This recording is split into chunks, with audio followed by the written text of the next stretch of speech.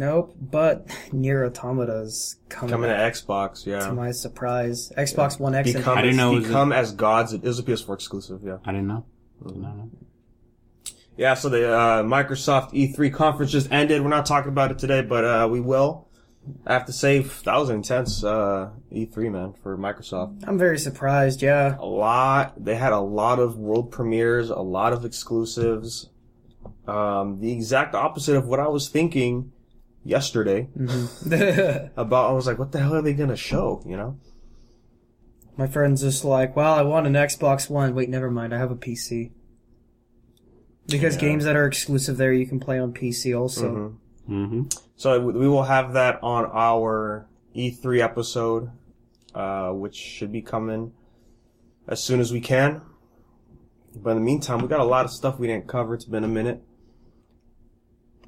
First on the list is Wolf Among Us getting Season 2. Yes. And I think it got delayed already, right? Or something. Already off to a bad start. You ever play Season 1? No, I read the first 5 issues of the comics. Fable, right? Wolf Among Us. It had its own comic. Oh, okay. Yeah. Wolf Among Us is based off of another comic visual called Fables, right? Yeah. I only have the first hardback, I think. Nice. But yeah, definitely a favorite. If you've never checked out Wolf Among Us, they're only $5 for the whole season because it's 5 episodes and it's a Telltale game series, so. You already know how it's gonna play. Yeah, you shouldn't, I mean, honestly though, out of all the Telltale games that I've played so far, The Wolf Among Us is definitely something that you would remember. It would stick out to you. Just cause the way that, not only the way that, the main producer and creator of The Wolf Among Us, but also Fables actually plays out that whole story. I'm not gonna try to go into it, but you should check it out if you're a big fan. Oscar, you should check out the Batman Telltale game. I did. That's really good. Season 2 is really good. Wait, are they releasing a season 2? It's already out. I didn't even know that. All 5 episodes are out. Yeah, but that's composed of one season. No, there's season 1. Right. Which is the 5 episodes. Right. And then they came out season 2 called The Enemy Within. And all 5 already came out. Oh, wow. Yeah. Yeah, I'm behind. And they might do a season 3 because DC's publishing comics. They did comics for the Telltale games for Batman, and they're doing a 3rd one right now. So there's probably going to be a season 3. Speaking of comics, if I can interject for a second. What's up, man? Picked up a little bit of news recently. So as it turns out, in case this was not mentioned before, GameStop, as a matter of fact, will also start selling comics. They're going to start selling comics now. I remember they had comics for their Pro Rewards. Did they? Oh, but it was you had to get the points up to get the comics. Yeah, because I remember, what was it? It was a couple years ago. I saw one issue of Champions #1 that they had there. I was like, this is weird. Mm-hmm. I mean, yeah, they have to expand from pre-owned games because, Amazon and digital sales are killing it right now. Yeah. I was, recently, before came back down to California, I had a friend who decided to invest in his own PS4. So we were I was basically explaining to him how PlayStation works and the PSN store and stuff like that. And it was kind of funny because even though I prefer the PSN store, anybody that knows me basically will tell you that I basically prefer downloads to, what is it? Physicals? Physical, yeah. Yeah. So, we were talking about Grand Theft Auto 5, right? Cause that's the game that he wanted, right? Yeah. So when he was gonna get his PS4, we went to 2 Walmarts, and it was funny cause the first Walmart we went to, we saw a kid walk out with the last one right in front of us, and we were just unaware of that. So we had to go to the other one. We get to the other one, there's only one left. Only one left. PS4 Pro? It was the PS4 Slim, so it was the 500 megs. Mm-hmm. It was pretty funny too because he had $280 on him, and at Walmart it's $269. Mm-hmm. And after taxes and everything, it was $291. Ooh. So he was $11 short, and I was like, this is neither here nor there. But anyway, Grand Theft Auto itself, the physical that they had at Walmart, was I believe $39.99.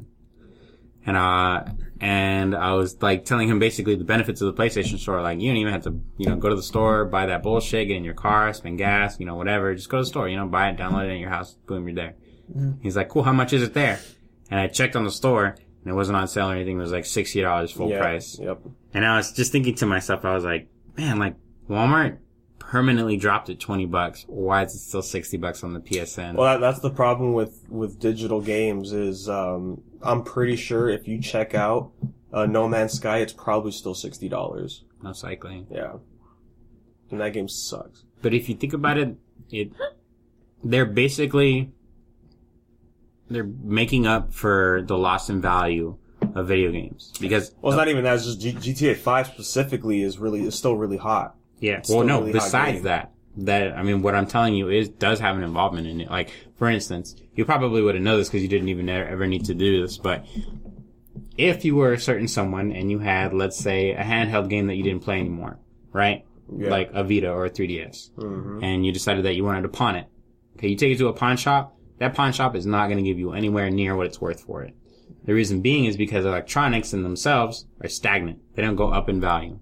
This only occurs to things that aren't collector's items, like things that they make things of excessive, like PS4s and stuff. Mm-hmm. Like you would have an original PS4, you bought it at $300. At the time that you turned it in, it was like what, 200 or 150 back. Next 6 months from now, when they come up with a new model, that stuff drops. You know what I mean? So I feel like part of the reason why they won't change the prices digitally is to make up for the fact that they already have so many physical copies out. You know what I mean? They're just going to stagnate in value. They're just going to lower. If you keep it there, they're at least making something up for that. Even though, of course, you would have to be really dumb to do that. Mm-hmm.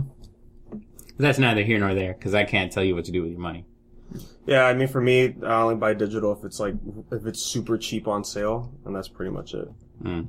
Or if it's a digital only game, so. Yeah. Yeah. Grant, I have a question. What's the Game Pass for Xbox? Game Pass, it's just like you for $10, $10 a month for whatever games are on there, you can buy and you can download them and play them whenever. It's like Netflix pretty much, but for games. Okay. So is that included or separate from Xbox Gold? I think it's separate. I believe it's separate. I think you do need Xbox Gold, but you can stream games and download them too. So your Game Pass is essentially PS Now. That's what I was thinking, yeah. Pretty much, but you can't download PS Now. You can download the games. That's why I'm using Dylan's Xbox, and a lot of the games that he has on Xbox Games Pass, so he downloaded Sea of Thieves. I don't have the game, but what I can do is I can go on his account and download his games. So you're essentially sharing licenses. Exactly. Okay, that works out, and that's pretty dope. I think you can do that with Steam, too. It's essentially like a Steam library on your Xbox. Exactly. That's cool. Yeah. And at least you can share them, because I don't even think you can do that with PS Now. It's one subscriber per account on your primary PS4. But one thing that you were saying is they're not the same thing because you download the game. But I thought for PS Now you also download just the game. No, the whole point of PS Now is you can play... that's the only way to play PS3 games for PS4, right. But it's a streaming service. I remember when I got the private beta for it, when it was coming out, it's just streaming only, and it's still like that. Oh, now. So you don't download any of it? You just stream the whole thing? That's one of the selling points is you don't download, just click play, and then you're good to go. But of course, it's always based off of your internet connection. So yeah. And I know that, I think I was in that beta too at one time. And they usually have a test connection before they even hook you up to your game. And the cool thing about it too is you can play new Xbox exclusives the day they launch. So when Sea of Thieves came out, the day it came out, you could also play at that same time with Games Pass. Oh, that's rad. Yeah, and so I think so after you can join for $1, and then after your free trial, Xbox Games Pass continues at $9.99 a month. You can cancel anytime. Yeah. Yeah, because they announced a bunch of games for Xbox. The Game Pass? The Game Pass, yeah. A lot of games. Ooh. And that's a mixture of 360s and new games? Well, the stuff they announced today for the conference was all new games. Ooh. Then they announced Master Chief Collection's coming out, Division, Gears 4. Gears 4, yeah, I think. Gears 5, No, but for Game Pass. Oh, yeah. Oh, Crackdown 3 is going to come out, too. And then Forza Horizon 4. Tell me why I saw the announcement for Crackdown 3, and then I was like, what the fuck happened to Crackdown 2? Not many people played it. I was just like, did I skip that? Like, I totally forgot. And then I was like, I think that was the one that I played, actually. 2 is just a reskin of 1. That's all it is. I remember the one that I had for Xbox. I don't know if it was 1 or 2. Which one had the Asian guys, the Russian guys, and the... I think 1. Right, it was the mutants. No, the second one was the mutants. That's what the second one was about. Oh, yeah. Where you had to, like, go inside the little thingies and detonate them and shit like that. That's what the second one was about. So I think I had the second one because I remember doing some stuff like that. I bought the first one a while ago, years ago. But then that game came out in like 2006 because if you bought that game, you were able to play the beta for Halo 3 back in the time back then. Like, we're talking like over 10 years ago. Like 11 years ago. Hey, quick side question. About that game Sea of Thieves. That's made by Rare, right? Yeah. Did you see anything at all about Conquer? Nothing. No? Oh, for E3, no. No. I mean, well, the only thing they announced was DLC for Sea of Thieves and Battletoads. Battletoads? New Battletoads. Yeah, But they didn't show anything. They just it's just title card. Just an announcement. And a bunch of JPEGs. And guess what? So co-op, but only 3-player. Yeah, it's there are couch 4 co-op. Toads. Couch co-op 3-player. For Battletoads? yeah, because they're assisting. They need help from 3 people But there are 4 Toads. because you're helping 1. I don't know. We'll see where it goes from there. Yeah. This was also part of the conference, but it got announced. Fallout 76, Surprise. right? A new Fallout game. It's a prequel to all of them, Yep, including Fallout 1. This is a prequel. This is the first vault that opens Vault 76. in West Virginia. And based off the trailer from E3, it's just the building simulator Fallout edition. See, Settlements all over the place. and now I will admit, I did not see any extended trailer other than the cinematic trailer that they released. I didn't see anything about multiplayer gameplay or anything like that, even though I know that they announced it. My thing was, people got hella hyped when they actually saw it, that none of them, and I'm just saying because this is probably not true, but when I first saw the cinematic and all this other shit, the very first thing that I assumed was, oh, for sure, you're not going to get to go outside. Like, Oh no, they're out there. It's called 76, you know what I mean? It's like, it's about the vault, not about the wasteland. You know what I mean? Yeah. But no, like, the trailer for E3 was very heavy on, like, oh, we're building more, you're just building settlements, and that's a thing a lot of people didn't like about 4. Oh, yeah. So. The settlement needs your help. Mm-hmm. God, it's the shitty Dante. That's not Dante.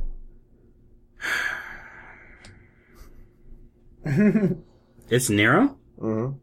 So, Super Bomberman R I love that. was a Japanese arcade exclusives coming to North America on PS4 and Xbox One. If you get the PS4 edition, you get Ratchet and Clank as a guest character. Mm-hmm. If you get the Xbox, I think you get Master Chief. Yeah. And their original voice actors are going to be in the game, so that's a cool thing that they're doing. With that, I'm a big fan. I like Bomberman. Yeah, I like Bomberman too. It was by Hudson Bees, but now I believe Konami owns the copyrights for Bomberman. I believe right? so, yeah. So Bomberman Pachinko's... That's probably going to be the last title that you ever see involving Bomberman. No, there was one more on the Switch. It was the waifu one. No. I mean, like, generally after this Bomberman game is probably going to be a dead franchise, which is too bad. I mean, if Konami... let me tell you, if I was Konami 1, I would have never fired Kojima, obviously 2. I would have put Bomberman in All-Stars. Like, he needed to be in All-Stars back when All-Stars was still a thing. Let's just wait for Sony's E3 when they announce All-Stars 2. Alright? It's going to be a launch title for the PS5. Fuck, I hope not. Oh no, if they announce PS5 this year, I'm gonna be upset, man. I'm gonna be disappointed. It's going to be a little too early for that, in my opinion. I mean, I I brought it up on the podcast before, but I'm not ready for PS5. Like, I could go on like another good 4 years with my PS4. I feel indifferent to this. I feel very indifferent to this. DMC5? Yes. 1, because the V for the 5 is fucking Angel Wings, and it's that same bullshit again, where I'm like, you're not... I'm not gonna get into this. It's too loud for me to get into this. Well, you remember the original Lord Devil May Cry, and if you don't, you should just look it up on Wikipedia. Oh, Vampy's Live. See, I thought the whole Fallout 76 thing was a reference to like the year the Great War started, but then I remembered, wait, no, that started in 2077. 2076 was when they invaded Canada and annexed them. Yeah. The what was the DLC? Anchorage. Yeah, Operation Anchorage, yeah. Hey, fuck the China. I mean, I love Chinamen, but fuck the Chinamen and Fallout. Yeah. So, before E3, I think they're trying a new tactic where they're announcing games before they get leaked. To get you hyped up. And to beat the leaks, right? So we got an announcement of DOA 6 is happening. I saw DOA 6. I saw that the... early next year, so... But, great, looks good. But then you should... With that said, if it's going to come out early next year, you should follow the same format that DO5 did. Like, Last Fight. What was it called? Last Fight? Or Last Alive? No, Last Round? Yeah, Last Round. The port? Yeah, where it's going to be like, like, it's going to come out in season passes. All right, we're going to release these characters first, and then it's going to be these costumes. Oh, no. Continuation of that. No, like, it's going to be the full game. Of course, there's going to be a full roster, but for that, like I said, being how they didn't really go into it, they're just going to say it's an early release. I would not put it past them to Oh, no. into the You're same talking format. about Core Fighters, I think. Probably. Core Fighters is the free version of Last Round. And that's the one where basically you buy all the characters and costumes and Yeah, you shit. can buy characters separately. There's always 2 free characters, and then they cycle 2 other free characters like every week. That's Core Fighters. Ooh, okay. Yeah, no, the full game was already out when Core Fighters came out. But you are right about who knows how many season passes are going to be, how many hundreds of dollars of costumes. I mean, I like the stages. It does look a little different from 5. And the interesting thing is they said a couple months ago, they're like, yeah, we're not going to be really working on DOA 6 anytime soon. Like, that wasn't a plan for them. Yeah. So for them to say this, it's, yeah. Something had happened. Yeah, also announced, I guess that confirms DOA Extreme 4. So, I hope so. Can't get enough of that volleyball, huh? Mm-hmm. Yeah. Hey, man, I liked volleyball in high school. Yes. And the jet skis and the skimpy bikinis. Lollyball? Adam I don't even Adam think in the background going... Just to put on record, I don't even think there's a single DOA 6 character with anything less than a D cup or a double D cup. I know there are. What are you talking about? Flatties? Yeah, the new character, Marie. This is gonna weird. But, she's legally 18. Where are my fat asses? Come on. What's her name? Yeah, there's one. No, I need. There's at I least need like one. Bonquiqui ass. Like I need like a big fat ghetto booty. She's a cellulite in the cottage sheet.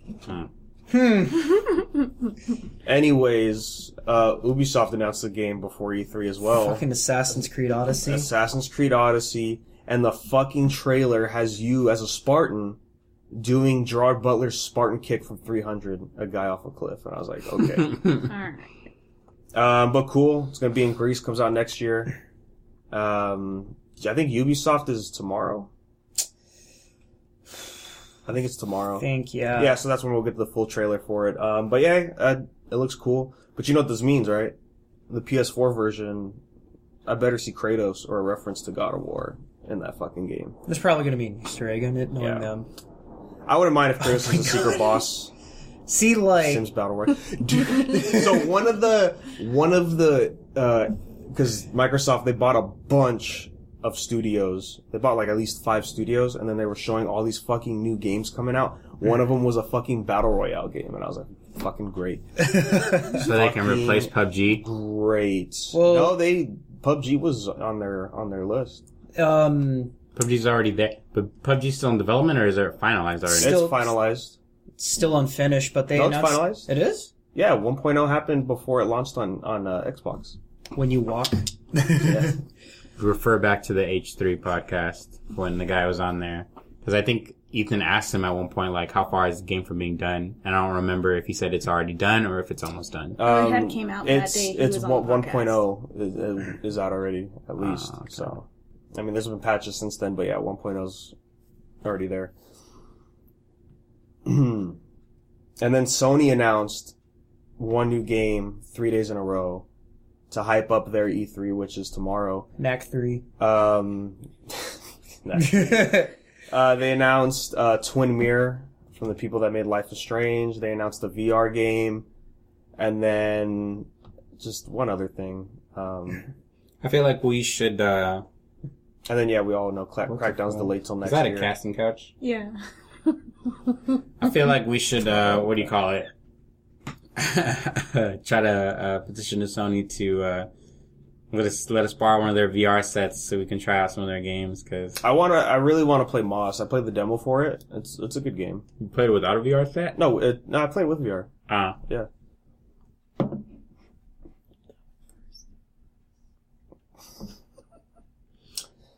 We got the date for Code Vein.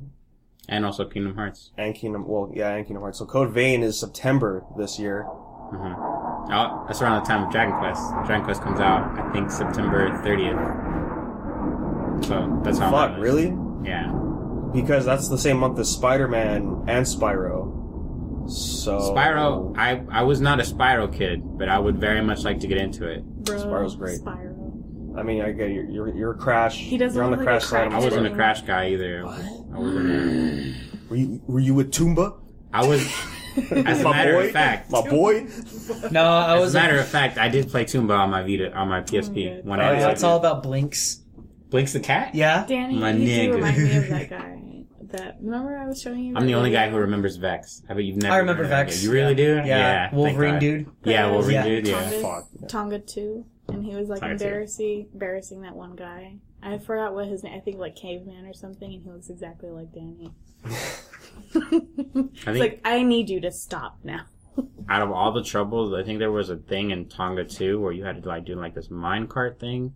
Something that involves like I this don't mine. remember the yeah. second one that well. Fuck that I minecart had to thing. do that, and that was the only thing I had to do, and I did Fuck that well. that minecart thing.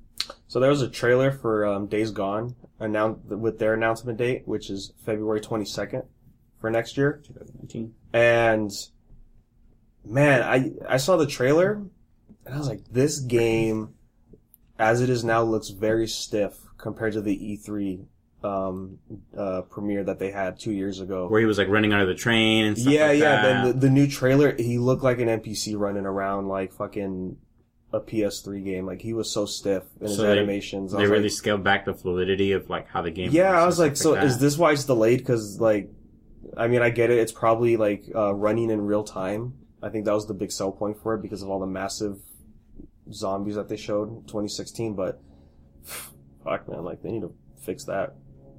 I bet. Mm-hmm. Oh, and just to bring it up, Anthem got a release date, which is also the 22nd of February. And That's an Xbox exclusive, though, isn't it? No, it is not. Apparently, it's not. I thought it was, but Me it's not. too. Yeah. But I'm pretty sure they're going to move their date for Days Gone. Anthem was EA, right? Yeah, they showed it at EA. So I mean, like, It's their answer to Destiny, basically. yeah, that's what I was gonna say. I was like, it would basically try to rival Destiny, Mm-hmm. but I mean, like, Destiny had like its main selling points in D1, and then of course all the backlash of D2, Mm-hmm. with everything going on with like the new annual pass and the Forsaken DLC and all this other stuff. I have a feeling it's probably gonna make the same amount of sales as D2, just the base D2. Yeah, we'll see. But yeah, speaking of Destiny, yeah, Forsaken trailer DLC. They're adding a lot of content into this next. It's very Taken King for D1. As far as like, this is an expansion of the game. You know, reworking weapon classes, new weapons.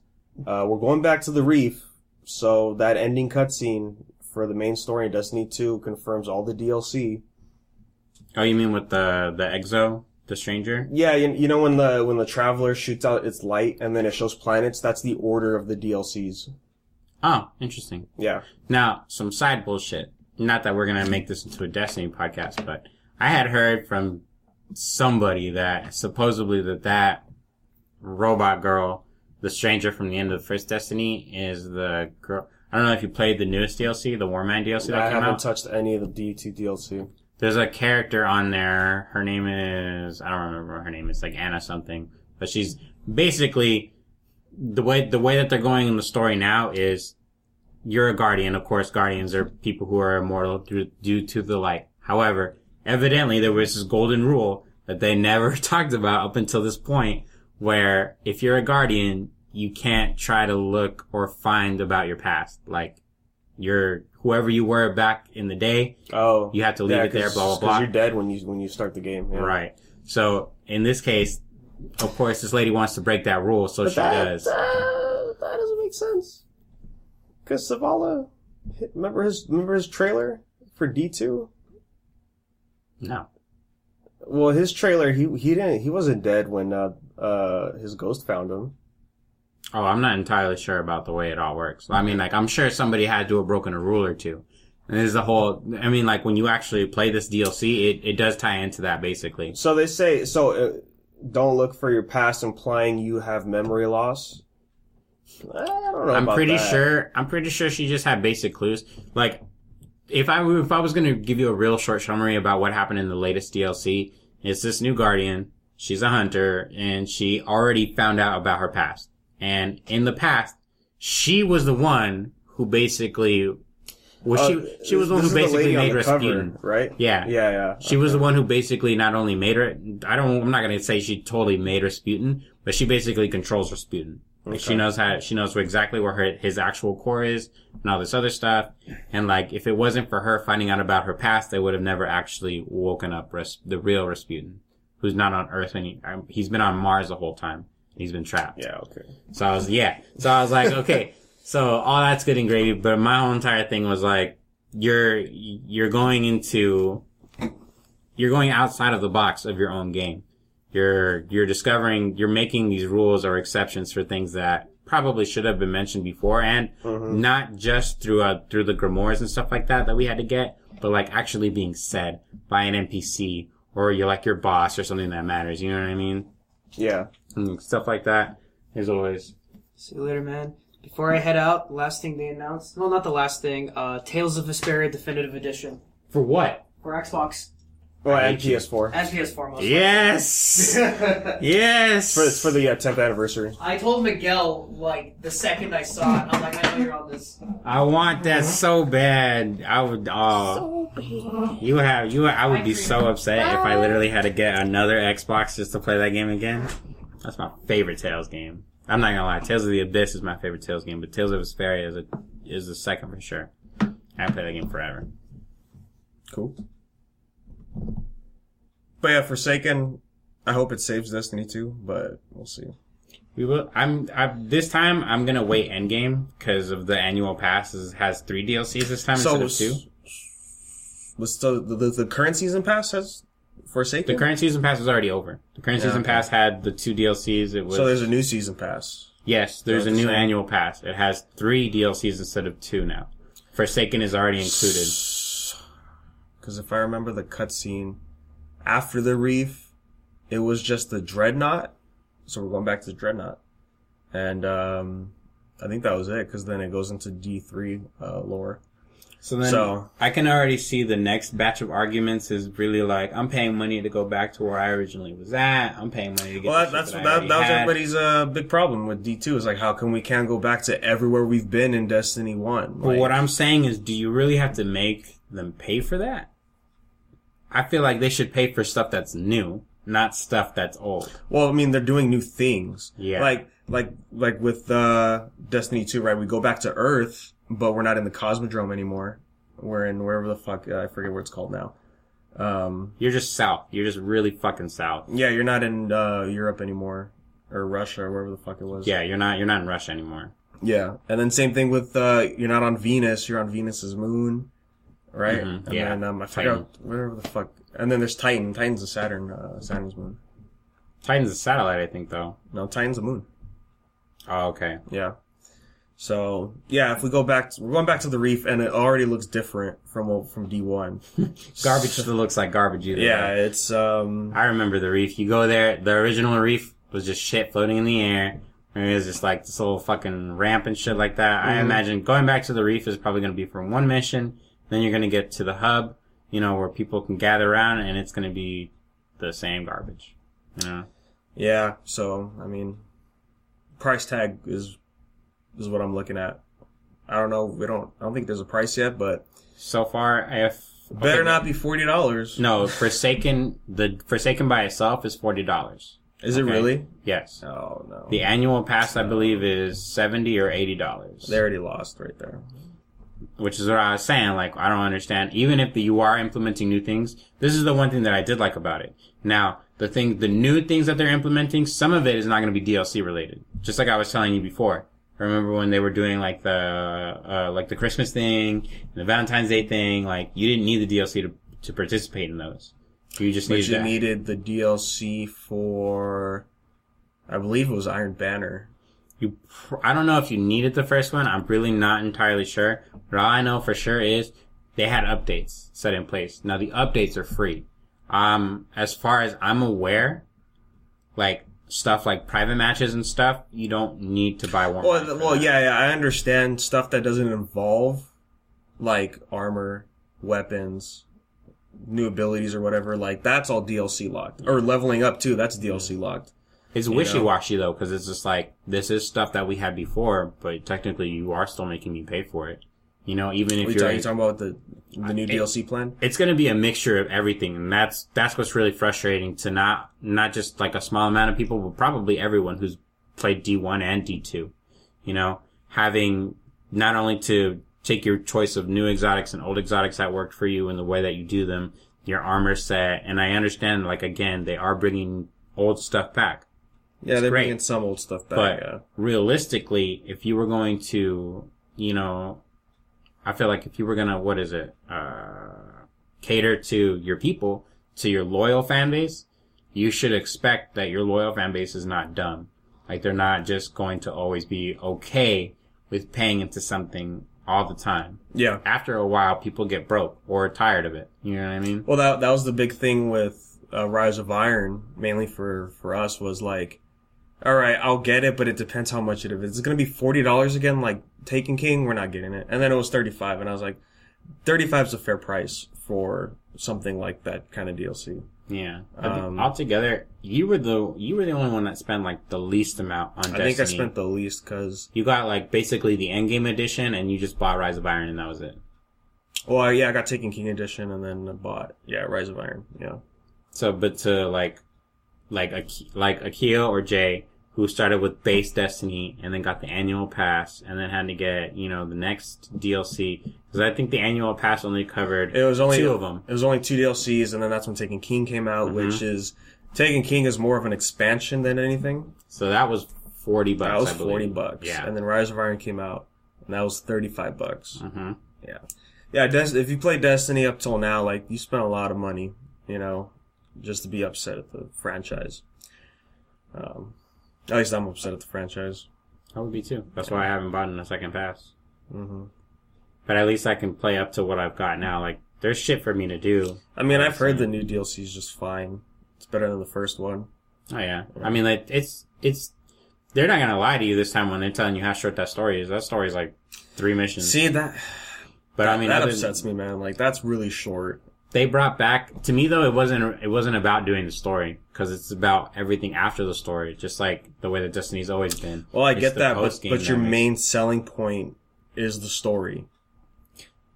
That's like with Rise of Iron, when they were promoting Rise of Iron, it was they were heavy on like this new story, you know, this new type of villain, the Siva, and all that, you know, and it's like, this is 10 stories, you know 10 missions, you know. It also really tied the raid into that really well.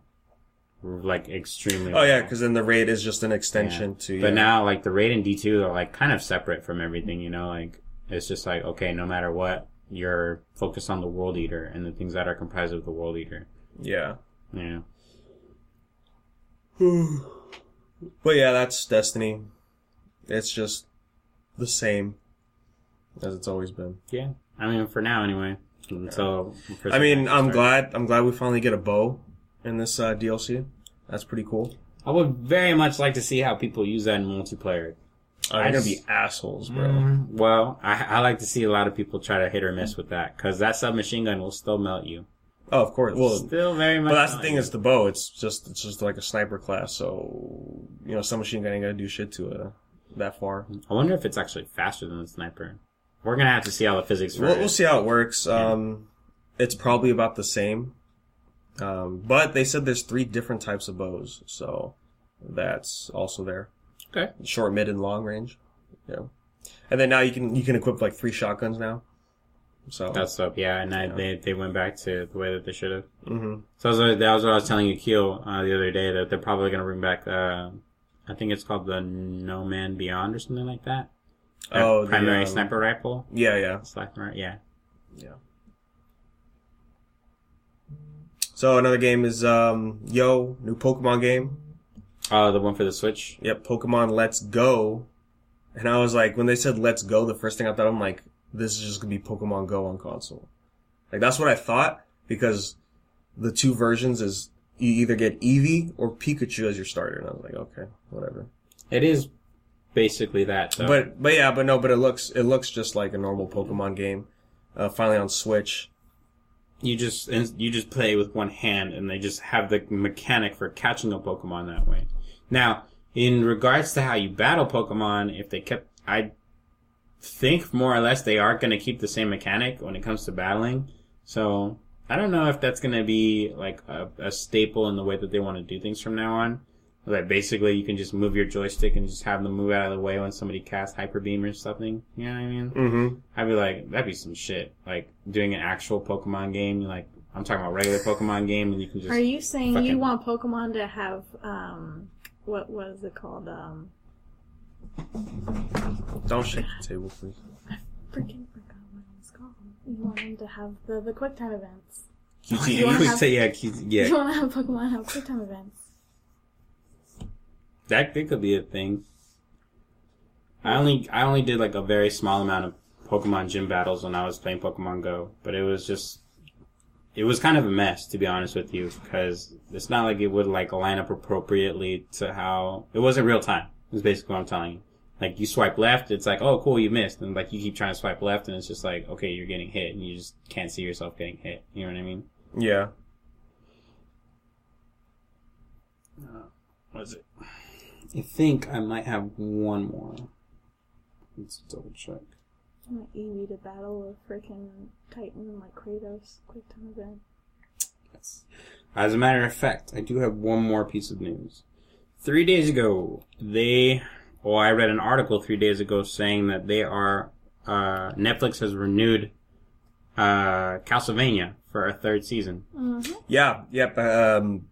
They're not done with season 2 yet, but yeah, right. Season 3 announcement, cool. Pre-approved. When I first saw the title, the first thing I had thought of was, where the fuck is season 2 then? And I checked Netflix and it wasn't there. And of course, obviously, I was just... It's coming out this year, though. Ahead. Yeah, it is. Yeah. Let's just read the article, because among all things, you always got to read the articles first. That wasn't aware. The creator of a lot of Disney films got kicked out. Do you hear about that?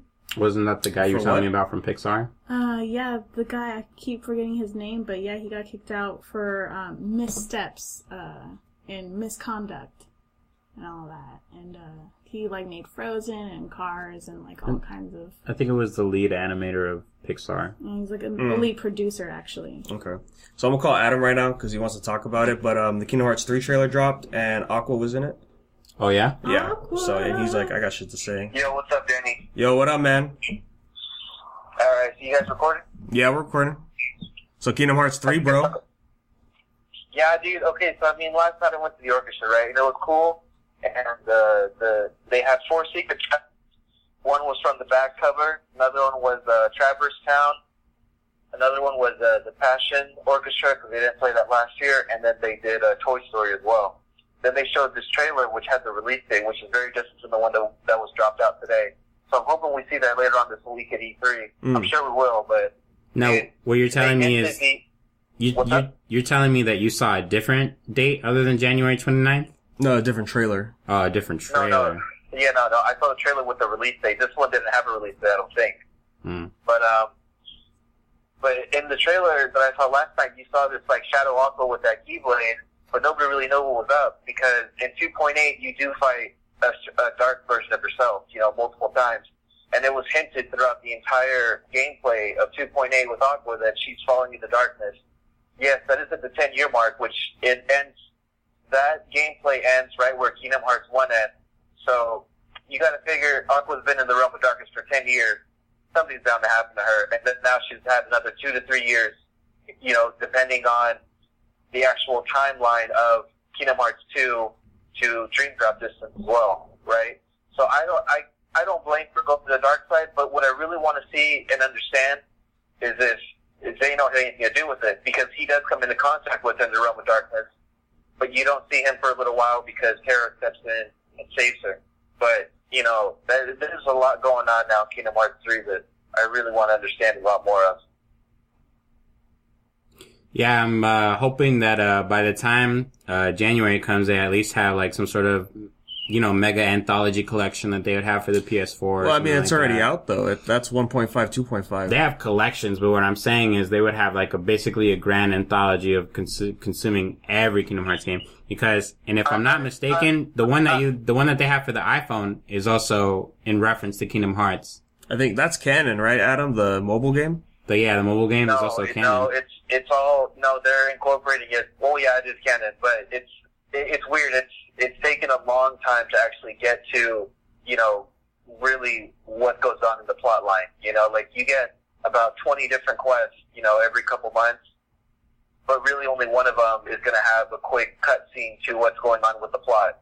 And from the last thing that I've seen, that I can remember is that they have these new people who are starting up new unions, just like how it was previously with the 5 different Keyblade Masters that were given specific Keyblades from the Master of Masters. Then there's the black box that nobody knows anything about, but my whole anticipation, what I understand is that Kingdom Hearts 3 is going to end the Xehanort saga, and then after that, I'm assuming it's going to be the Master of Masters, because still nobody knows who this guy's at. He just disappeared one day and had his apprentice who ended up giving that Keyblade to Xehanort, or Xehanort ended up finding it at some point in time.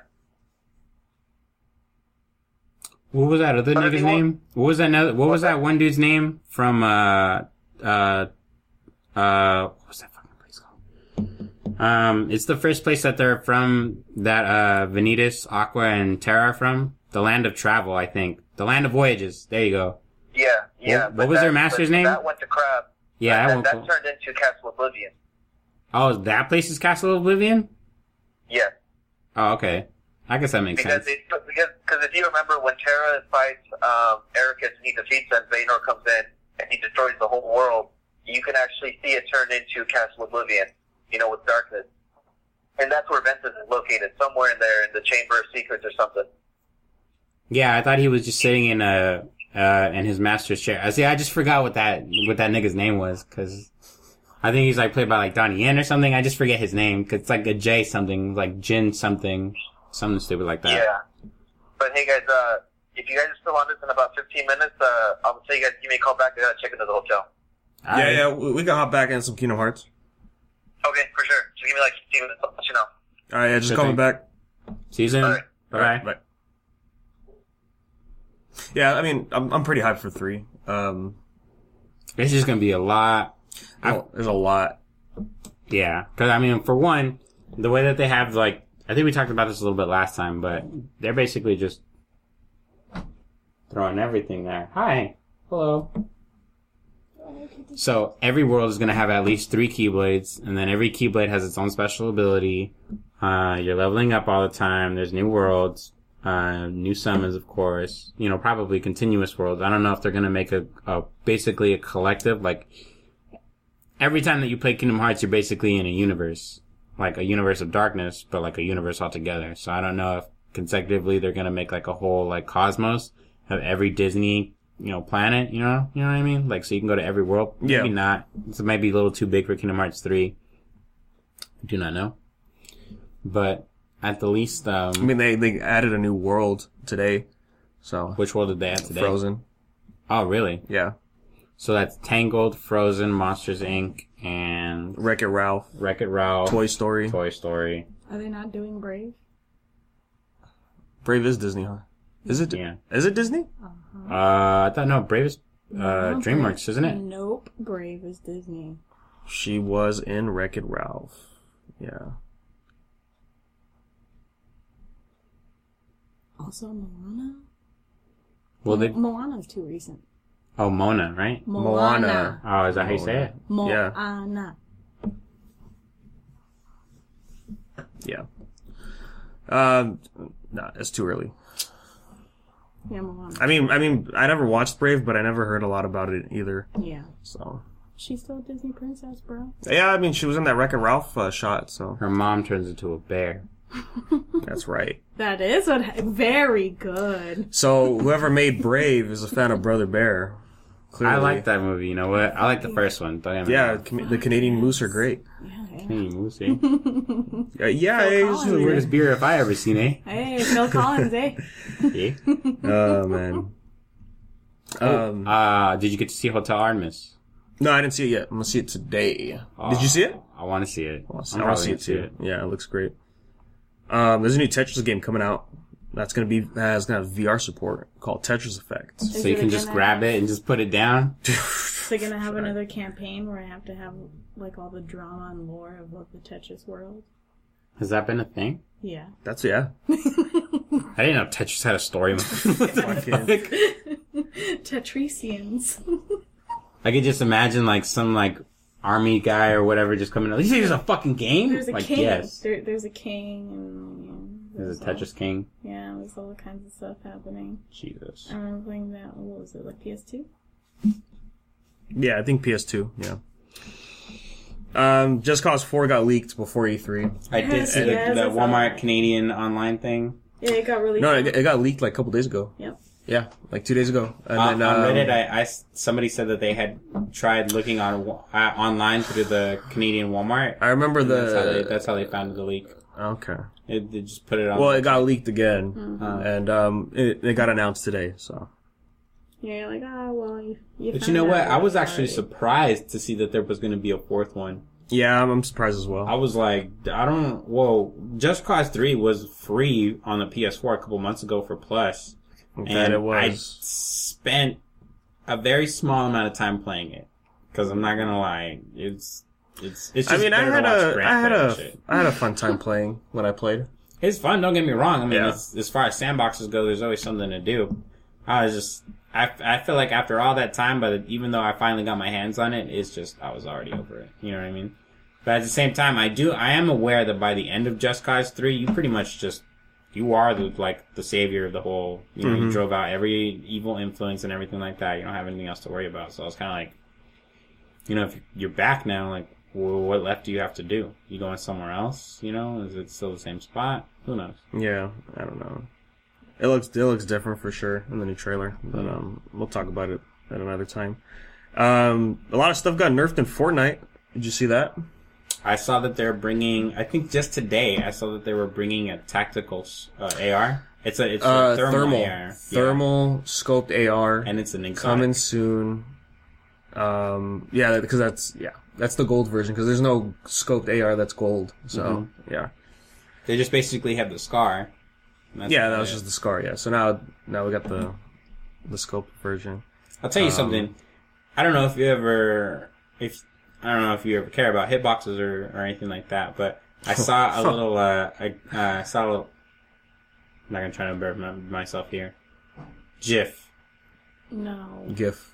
Fuck. We say GIF in this house. I was like, graphics? Big. Graphics. Okay. Graphics. The person who made GIFs says it like that, but he's wrong. Okay. He's let me rephrase myself. He does it just to meme, you know that. I saw a graphic interface format today. Okay. And it was a format. It was Fortnite, and it was a John Wick, and he was like basically 1v1 for the solos, right? Yeah. Now, what had happened was they were on top of this hill, and they were doing their building battle, of course. And they both ended up on the ground.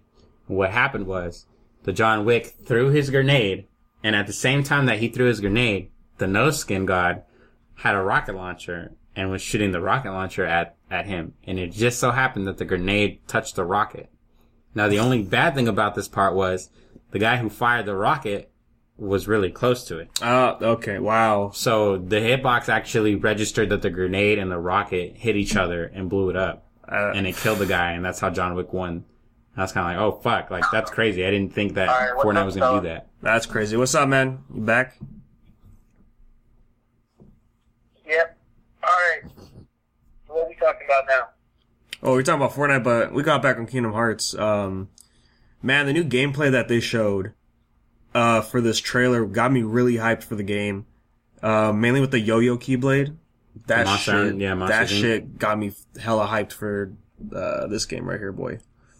Well, dude, but the other thing too is, I don't know if you noticed in the other trailer that came out maybe like 2 weeks ago or so. Yeah. You can actually change keyblades during battle. And Nomura had said that the reason why that is because Sora has now become much more advanced with the keyblade, so he can interchange 3 keyblades at any time at all. But I mean, you gotta put that into consideration too. And every single keyblade has its own type of deal. So the one from that's cool. The one from Toy Story is one with the yo-yos. The one from Monsters Inc. I guess that makes sense that they would release that. Different. So I know that we were talking about earlier while you were checking in is we know that as far as Kingdom Hearts 3 goes, the information that they told us is that pretty much in every world you're gonna get at least 3 keyblades. They would have 3 keyblades to every world. And now hearing from you that basically during the duration of Kingdom Hearts 2 to Kingdom Hearts 3, you know, Sora has now become that much closer to becoming a Keyblade Master, even though the whole point of Sora's basic existence is by accident, because the Keyblade was supposed to go to Riku in the first place. Yeah. So, you know, it's basically, the best way I can explain it is Sora is like Bam. Sora is an irregular. He's not supposed to fucking be there. He's not supposed to have it. But now, like... He's not that cool. He's not that cool. Of course not. Have you caught up? Dude, he's not that cool. I'm not caught up yet. Bruh. Anyway. So it's, so like I was saying, so far we found out that basically you get 3 Keyblades to a world. It's cool that now Sora can obtain and maintain 3 Keyblades through combat. So you can probably just either stick with the 3 Keyblades that you get per world, or you can, you know, change them up, you know, based off what you want. So that's pretty dope, you know. Yeah, and the other thing, too, I really want to see is this integration with the summons, because in today's trailer, we saw something with Simba, which looked really, really rad. Yeah, that shit was crazy. In the previous trailer, we've seen the one with Ariel, which also looks really, really cool. You know, and then just the whole reaction type of commands that we saw. In today's trailer, we saw one with Rapunzel, where she threw her hair up, you know, and then they got to a different ledge. But it's just the integration with all these different Disney characters is really, really cool. And another thing, too, because this trailer had the drop kit, the one that I saw last night, another confirmed Disney character is Ratatouille. Oh, shit. Really? Yo. Yeah. Yo. So there was, there was actually a screen cap of, well, not really a screen cap, but you actually see Ratatouille on top of Sora's head, like, teaching him how to cook. Yo, we're gonna have cook-offs? We having cook-offs in Kingdom Hearts, bro? Boy, we're going to Paris. Dude. I'm about to show you why I call this a 5-star. Ratatouille World is a new one. Yeah, dude, there's a lot coming out in Kingdom Hearts 3, but it's just, I don't even know where to begin with it. Dude, so that's like they're really 6 worlds now. Out on it. You know, that's why... Bet it's gonna be a 2-disc game. Last night, when Ratatouille released the trailer, he had said, I'm very, very sorry that I really wanted to drop the game in 2018, but there are some final things I really want to make, you know, clean out. And you know what? After seeing Ratatouille, I'm sold, dude. I'm sold alone, because that dude is badass. So let me ask you this. What's up? Did you get a chance to hear or play God of War yet? Anything about it at all? I played very little about of God of War. Okay. You're aware that they basically released the game in its completion, like no DLCs or anything like that?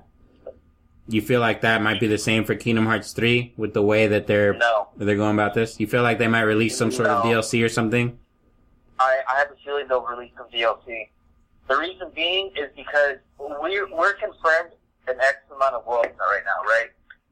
And I feel that the amount of worlds that they have released for Kingdom Hearts 3 is not very many at all. It's probably the least amount of the entire franchise. And I have a strong feeling that they're going to want to add more worlds to it as a DLC type of thing, like a side quest, because you know Kingdom Hearts is all about their side quests. But I really am going to stand firm that there will be some DLC.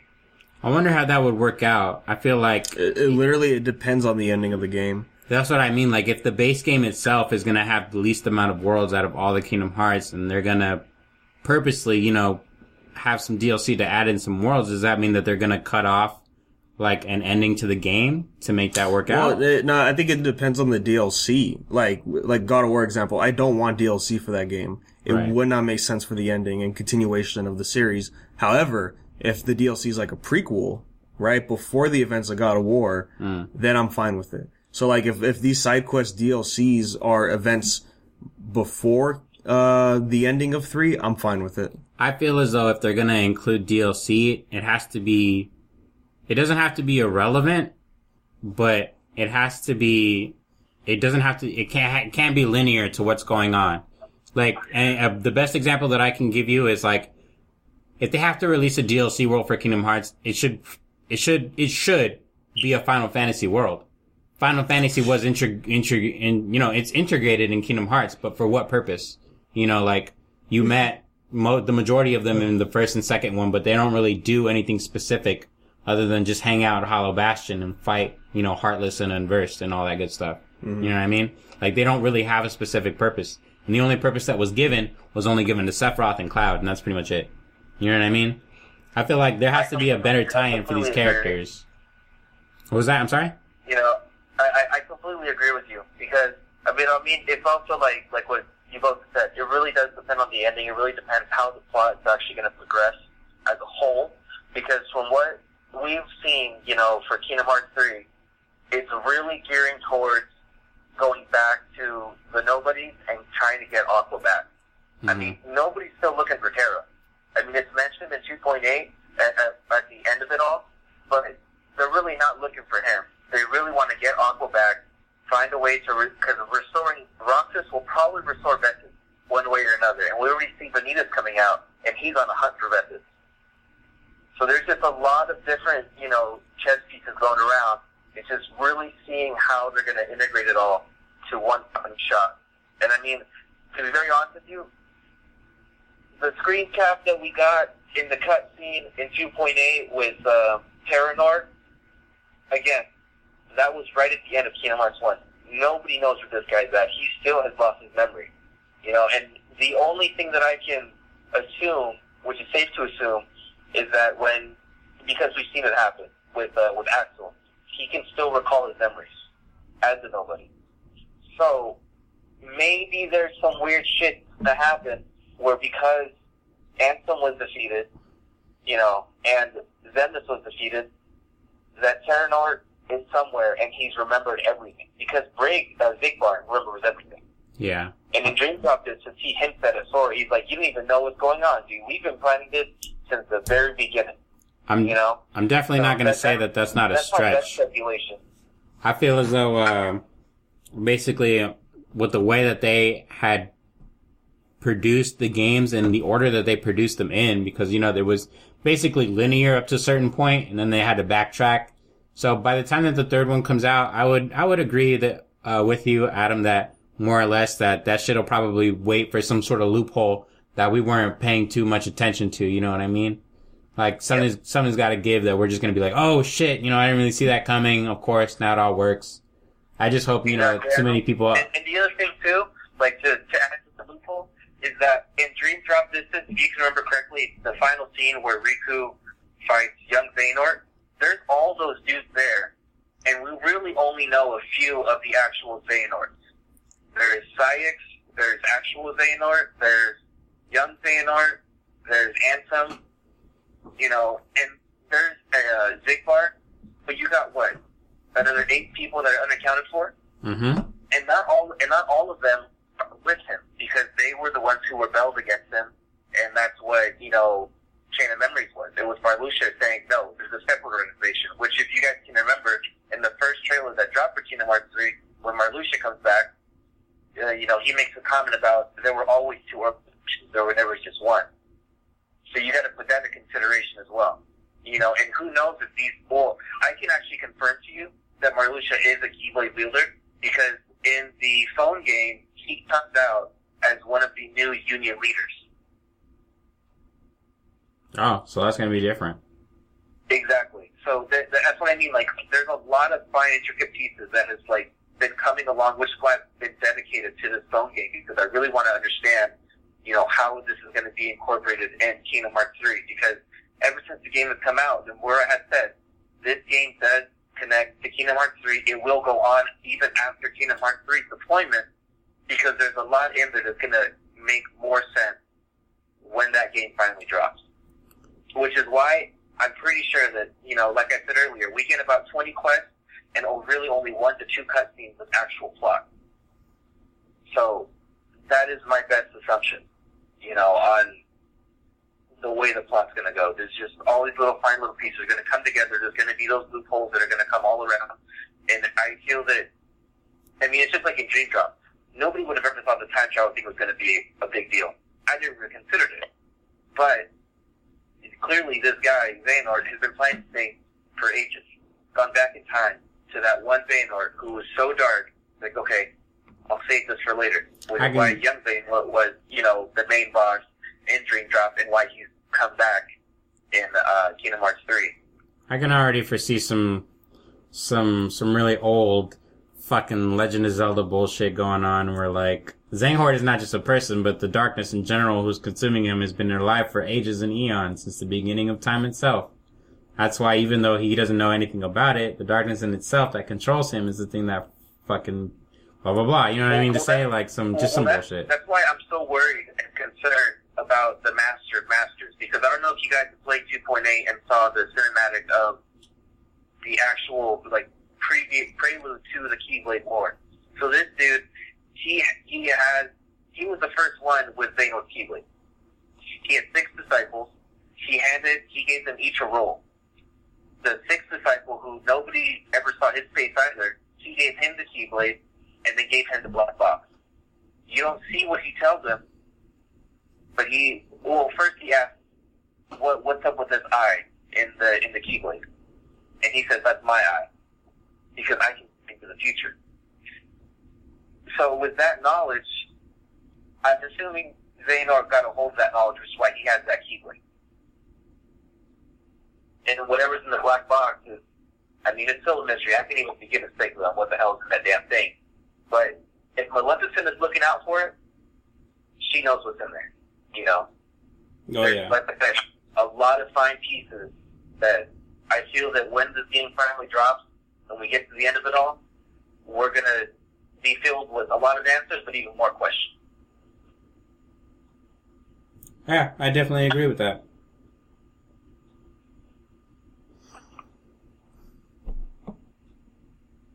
It's going to be a good game, though. Oh, yeah. I just, really, really good. Well, next time you're out here, bro, we gotta do that Kingdom Hearts episode before 3 drops. Man, the next time I can get out there, dude. I'm out busy for the rest of June, but hopefully July I'll get a week off and I'll go out there for 2 days and we can do a full-on set for it.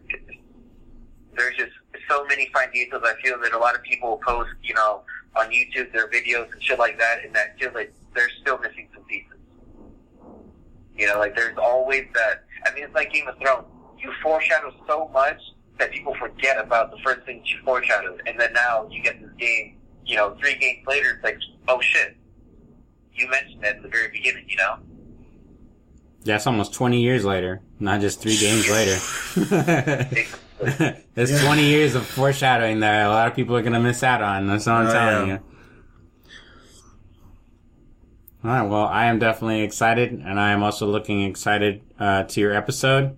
As an avid outsider of Kingdom Hearts, I do certainly need a jump start on what's going on. Yeah, so I need to get back into the lore. Cause I'll leave it to you to come up with all of your notes and shit, so you can fill us in on the rest of us.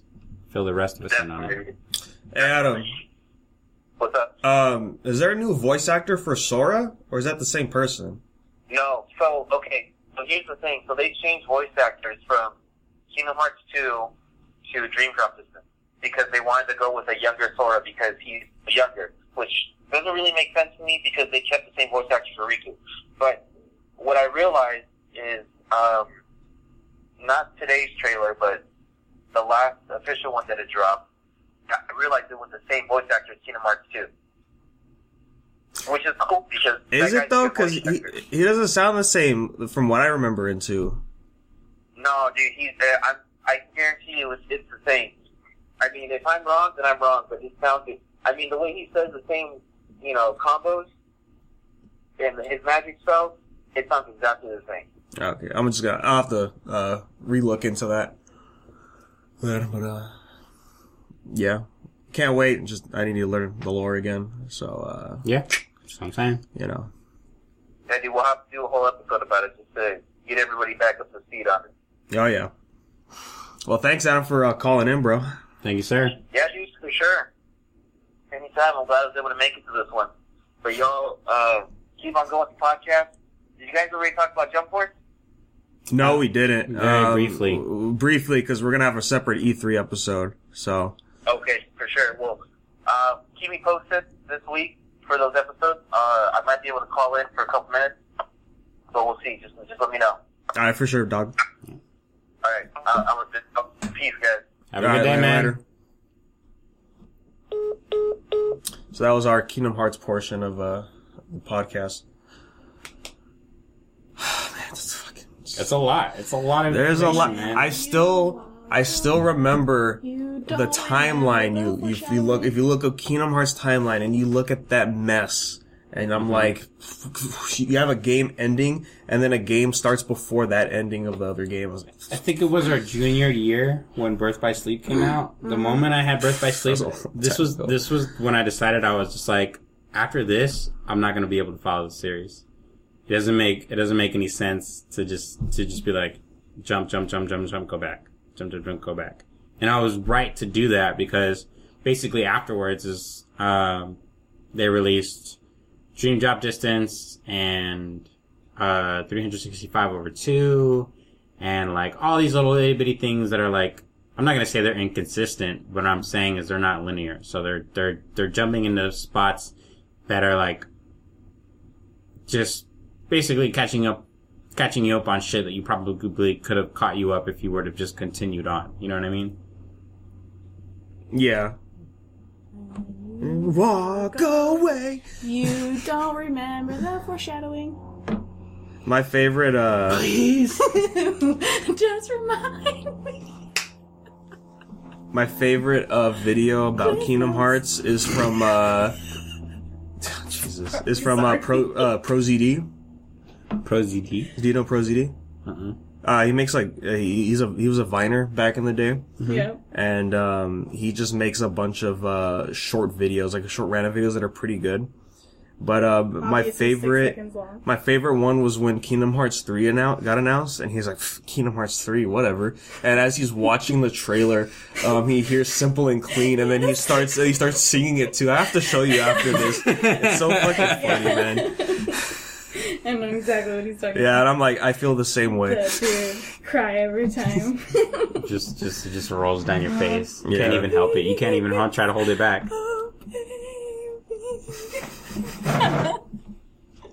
Oh man. So over on Overwatch, in PTR, basically the beta portion, essentially for the new stuff.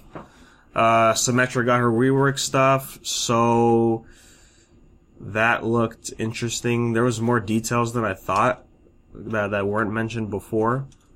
Like when you place turrets, usually you have to be there to place it, but now she could shoot them like it goes in a straight line until it hits a wall.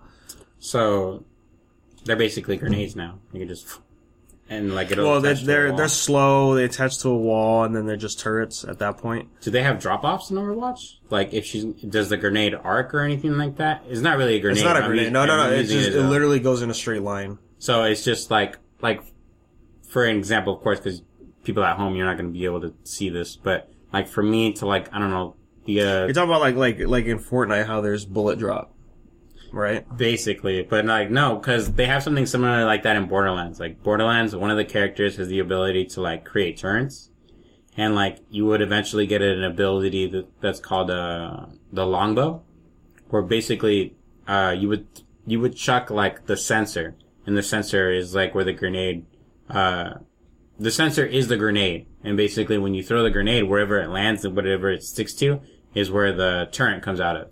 You know what I mean? Yeah. So, like, once you get that ability, like, you can just throw the fucking grenade wherever it is, and wherever it lands, that's where the turret is gonna be like. You know what I mean? I mean, like, I can see that it might work in the same sense, but if there's, like, a possibility where, like, you know, they, in the straight line, depending on how far or fast it is, like, are they gonna be able to shoot the turret down as it's making its way there? or you can only shoot it, once it's there on the wall. You know what I mean? Like, I just want to know, like, the specifics, I guess, about it. I don't know. No, I get it. Yeah, no, from what I saw, I mean, it wasn't that far of a distance, but it just went a straight line. So, and then we finally got a look at her new alt, which is it's literally just a wall. So she copied me. It's a barrier, but it's a wall instead of her other, abilities. And I mean, cool. It covers, like pretty good area, but I don't think it's better than her other alts. It's kind of a... Does the wall do anything special? Like... No. It just stops, bullets. It's just the shield. That's all it is. But, you can shoot through shields now in Overwatch, so that's... As long as they're your team shields. Yeah, so... That was good. That happens, but yeah, we'll see. We'll see how that plays out in, Overwatch. Overcrash. Oversnatch. I mean Overwatch. I haven't been on my PS4 in about 2 weeks, so I hooked it up in the living room of my mom's house, and I got the next free title update for Monster Hunter. They revealed a monster called Lunestra. So if you're a Monster Hunter fan, that's basically like a canon monster. Like, that monster's been there forever. And, yeah, that thing's a bitch. Like, oh my god. Like, that thing fucking kills you. It has, like, it'll basically do this really unfair thing where after a while of you kicking its ass, if it gets tired enough of you, it'll, like, envelop itself in, like, blue fire, and then it'll go up in the air, and then it'll come down, and then it'll, like, basically whatever area you're in, it'll, like, turn the whole thing into fire. And, like, it's not something that you could walk away from. Like, you have to be, like, literally at the other side of her in order to avoid it. It's, like, a very, like, long range, like... And you have, like, a split second to I'm not going to try to make it. A lot of noise, but if this is the monster, right? I'm talking about, like, this is the whole area that we're in. So, this is basically, like, the safe zone. And literally everything else around her is fire. Is fire. Oh, great. You don't have a whole lot of time. I think I saw a clip of that. Yeah. It's kind of a dick move. It really is a dick move because, one, you can't avoid it. Like, even if you can dodge the initial attack, you're burning alive. So you're constantly losing health. And it's like, by the way that you restore health in Monster Hunter, it's not instantaneous. Like, you have to drink the whole potion to make up for what you lost. And the way that her attack works is you're basically losing more health that you would gain if you try to drink your potion. So you would die no matter what. Jesus Christ. Yeah, pretty much the only way out of it is if you had a tool. Yeah, a tool called the Fire Mantle, so that way you wouldn't get burned. Or if you were just lucky enough to catch it beforehand and then you just ran away in time. Cause it's a lot. And then, like, the fucking flash pods don't work. The goddamn flash pods. They don't work at all. And I was just like, this is stupid. The fucking monster hate this. is a flash pod. She is yeah, you're not wrong. She is a flash pod. So, last thing before we move on, I wanted to bring up, we'll talk about more in the E3 episode, but, they showed a trailer for a game and it had samurais and shit. I was like, what the fuck? This looks like Neo 2. Samurais and shit. But I was like, this is Xbox. Like, what the hell is this? And then it says From Software. And I was like, what the hell? So it's their new game. This is an Xbox exclusive? No, it's not. Oh, okay. It's also by Activision, which is very weird. It's called Sekiro: Shadows Die Twice. Yes. I've heard about this game. This game came out a while back. This is the guy who, he's like, for whatever reason, I think he was being attacked by something, and then, like, he came back alive, and, like, he can't die or something like that. Yeah, he can't die, yeah. Dude, like, that was some good shit. I didn't know it was From Software, though. Yeah, it got announced today. And, as, like, best friend said, I was like, oh yeah, this is From Software's answer to Neo. They're just like, okay, no, we have to do that now. Because this game looks a lot like Neo. Hey, if they add the blocking mechanisms and stuff like that, then for sure that would be a dead ringer. I mean, from what I saw, it looks like it plays like a Souls game, but there's like a mechanic added involved with like a grappling hook arm. Before they announced it, they didn't really have any gameplay trailers. Well, no, there was nothing before. There's just like, oh, they're making a new game. They had a cinematic. They had like a really short cinematic. I saw it. That's how I know about it. This was a world premiere trailer. Like, this is the first trailer of the game that came out. I don't know if we're talking about the same thing then, because I have heard of something like that before, and I watched something about it. It was like black and white. It was about a Mini 16, And it wasn't like any gameplay at all. It was just literally like, this is the story about blah, blah, blah, blah, blah, blah, blah, blah, this guy who can't fucking die, and then you just see him in a field, and it's black and white. And like he's like talking about like how he has to go take revenge on like the people who like fucking put him in that position, basically. And I was like, oh, that's rad. But like I said, I didn't see any gameplay for it, but that's all I remember. So I don't know if this really was a first premiere, if they haven't brought up anything else about it or anything like that. We might be talking about two different things then. Yeah, I don't know, because I think it was last year's E3. I think it was last year's E3. They had a teaser about a new game, and I forget what the hell the teaser played out. But this they were talking about this game right here. But I haven't heard whatever you're talking about. I don't know. I'll have to look it up again. Yeah. I just want to bring it up real quick because like it does look a lot like Neo. I was like, yeah, Neo's great. Yeah, I'd be ready for it. I mean, like, it's not like I've ever been disappointed by anything from Software. It's just really aggravating to play, obviously. But speaking of which, the Dark Souls Remastered's out, and I guess it's not as bad as people were thinking it was. I didn't imagine it was going to be any different than how people were imagining. No, like graphically, it was going to look bad. Like that's what I was hearing a lot. I feel like if at this point, it's 2018, we're halfway to 2019. At this point, if you have not realized that remaster does not literally mean that they're going to start the whole game from scratch, like you. But it's not called. Oh, that is called remastered. It is remastered, right? I mean, it's just building off the old graphics. It's just a port with updates. I know. I mean, that's what I'm talking about. Like, I wouldn't. If you expected anything different, then you're only disappointing yourself, and that's your fault for not realizing what a remaster. Well, no, but that's also remaster was just a graphics update, then like a couple of like little Easter eggs added, and that was pretty much fucking it. And I waited like 10 years for that. You're talking about the PS4 one or the the PS4 remaster? Yeah. That's a remaster. That was a complete remaster, yeah. And I waited years for it. But the thing is, though, it's also on the developers of how they word the advertisement. Like with Medieval, they teased Medieval Remastered. We don't know if that's a high-res port or a rework of the game. So there's all that stuff too. What is Spyro? Spyro is an HD collection. Spyro is like the Crash HD collection working from the ground up. But it's not. They wouldn't use the word remastered because it is remastered. But it's not going based off of an old engine. It's just basically something new altogether. Let me pull up the vocabulary, the definitions. Yeah. I wish I was at E3. Julian's going to be at E3. He went last year too, right? No, he went to PlayStation Experience last year. Okay. I'm going to try to go to any of the ones that they might have in Vegas or something like that. Okay, I thought it was in the title, but no, it is. It's a remaster, basically. But anyways, they're gonna have a playable demo of Spyro there, and I wish I was gonna be there to play that.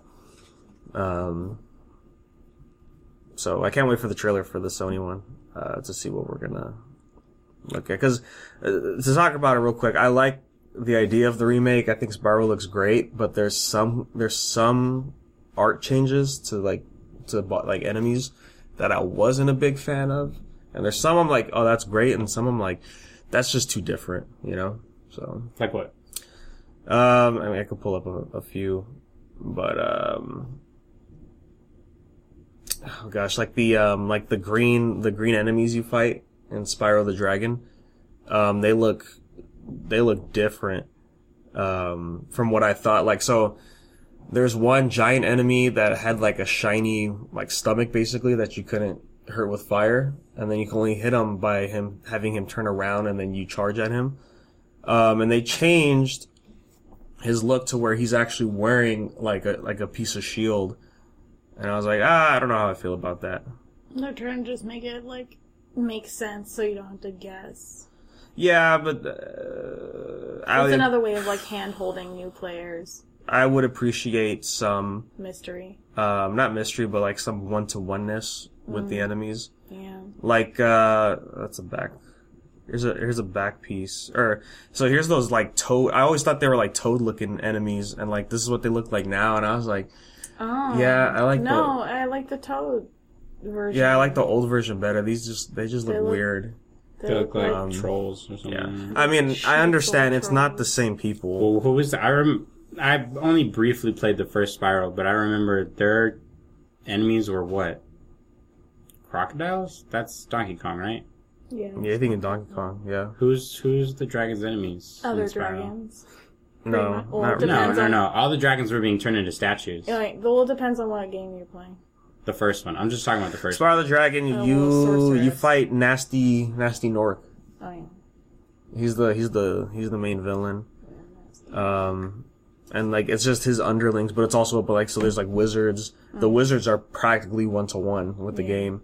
And then like is it the second one you fight a sorceress? Is that the main one? the sorceress is Year of the Dragon. That's the third one. Year of the Dragon. That's third. No, the yeah, second one. Second one's Ripto's Rage. Yeah. And then even here too, so the first dragon you free, right? This is him. This is the first dragon you free in Spyro, and then this is his rework design. So very different, and I don't know how I feel about that because I remember when I played Spyro Hero's Tale, they drastically changed Moneybag's look, and I hated it.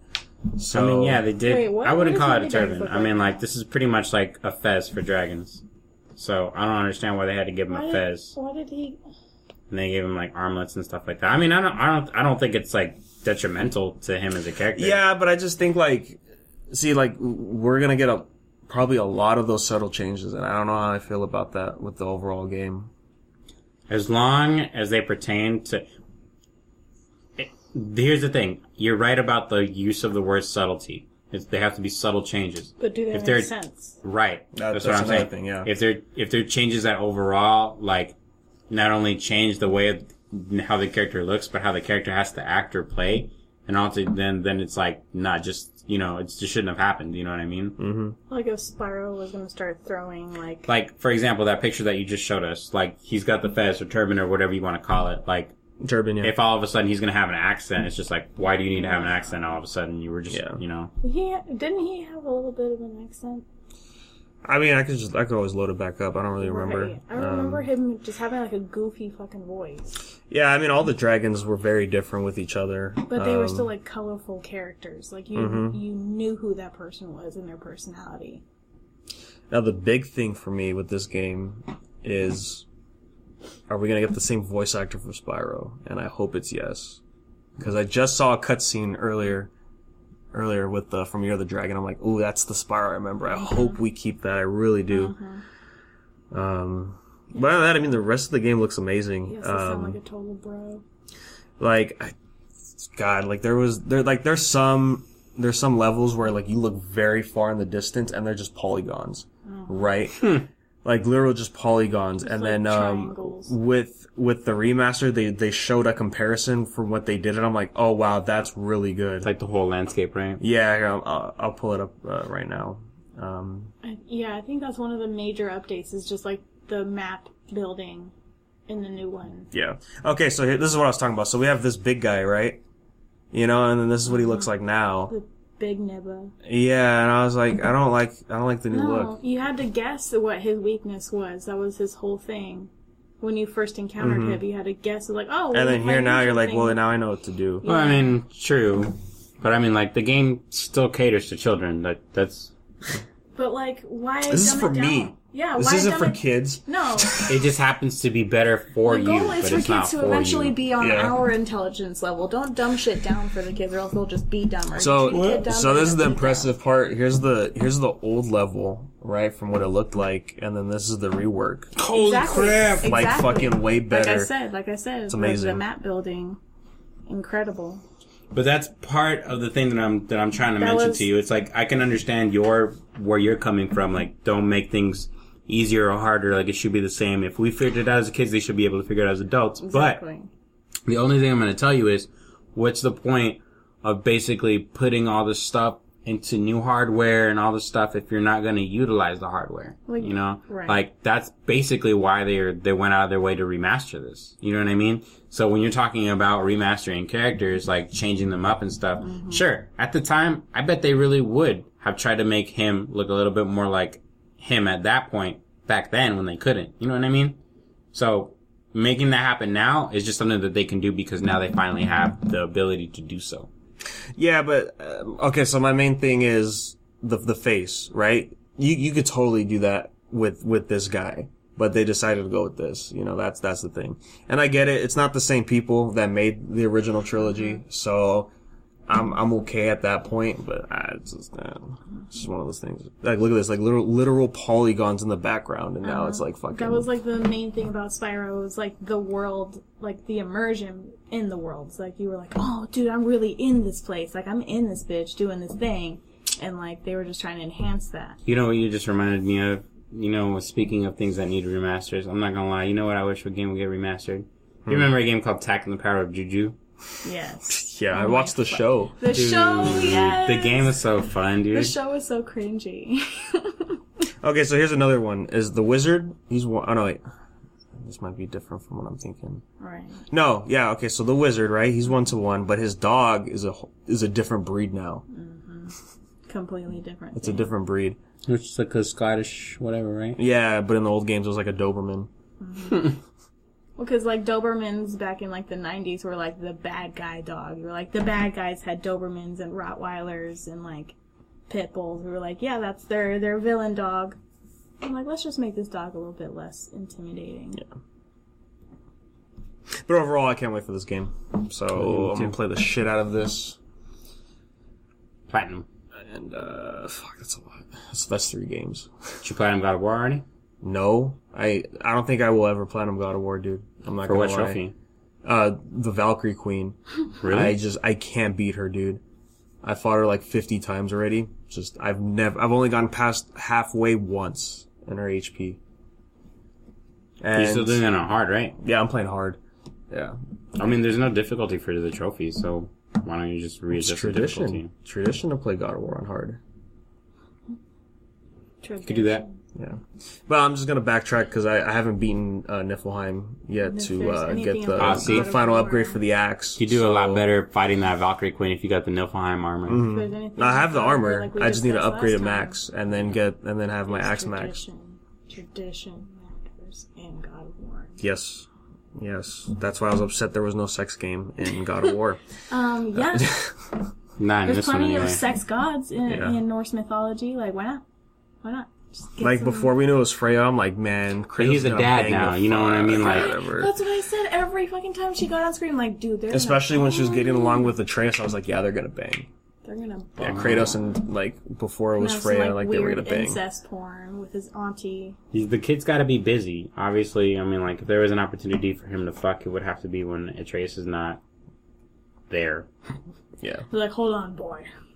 boy, Stay in the go, living room. go play with Mimir, boy. Plus, at least, I think the only reason why they couldn't include it in the first one is because it would be really disrespectful to your wife who died, like, literally, like, a day before Well, you started he the bones game. after What he about your kills- other wife His other that you wife? killed? That you killed. The with one that your they own don't talk bare about? hands. The one that because they're saving that for God of War 2.